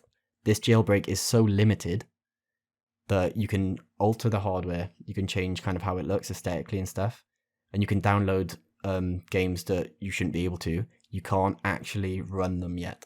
So it's kind of, I would say this jailbreak is a baby step into hacking the PS5. Ooh. So that is the only way I can get themes on my PlayStation 5. That's what I'm hearing from this. I'll need to revert my firmware somehow, and then I can put my Resistance 2 theme for my PlayStation 3 on the PS5, which is, of course, my end goal in existence. And following that revelation, that I will now dedicate my life to jailbreaking my system for a Resistance 2 theme, I want to hear from you, listeners. I want to hear from you on our socials, at InPSVTrust on Twitter. Hit us up on the Reddit. Go on Facebook. We're not on Facebook, but go on there anyway and try and find us. We're not there. Anywhere you think there could be socials, we're probably there. Are we on TikTok, Philippoy? You love your TikToks. You can holler at me on TikTok if you like. I run my own TikTok and I just put up the NPS We Trust stuff, so it gets some views and we get some traffic on there. So yeah, we're on TikTok. We're on TikTok. Anywhere you think we could be, we're probably there. Are we behind you right now? Have a look. No, but I bet you looked.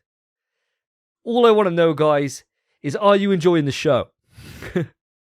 If you are, then please make sure to put a review on anywhere you listen to us. Is that on Spotify? Is that on Google? Is it on Apple? Is it on PodCloud or any of these other Podbeans? Wherever the hell you listen to us, chuck a subscribe on it, put a review on, 5 stars. Great stuff. It helps us find a larger audience. And of course, I've got a very special announcement to make. We have achieved our year-end goal for the podcast already, which is on YouTube, to achieve over 100 subscribers. We're now at 103. So thank you ever so much for everyone that came out to support us. Really appreciate all of you for turning up and going on there and putting the subscribe on. But we know there's half of you that are fucking slacking off. So do better. Let's get towards 200, baby. Let's get towards year-end goal for 2023 at 500. If the PS5 can ship 30 million units, 2023, big 500. That's the next goal. Spotify, just need 4 fucking reviews, alright? So just get off your ass, put a review on it, and get on with your life. And we'll know, and I'll know. Trust me, I'll know.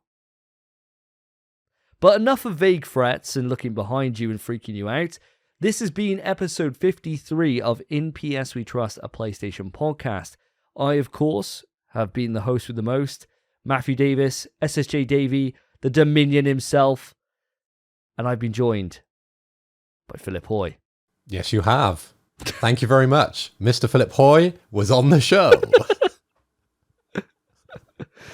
Bit of a weird ending, this one, but I'm just rolling with it now. And You changed it. I'm changing it all. I'm keeping you on your toes, baby. And Spencer Davis. Yep. Here as always, boys. What a surprise. Great show, boys. Great show. Loved it. 5 star. Right. Catch you all later. Have a great time. Take care of yourselves. Take care of each other. See ya. Peace. In PS We Trust is hosted by Davey, Phil, and Spencer. You can write into the show via our email, pswetrust@gmail.com. Our Twitter is @InPSWeTrust. To find each of us online, follow our Twitters, @SSJDavey, @PhilipHoy, @SpenPie_. Thank you for listening. Take care of yourselves, take care of each other. See ya.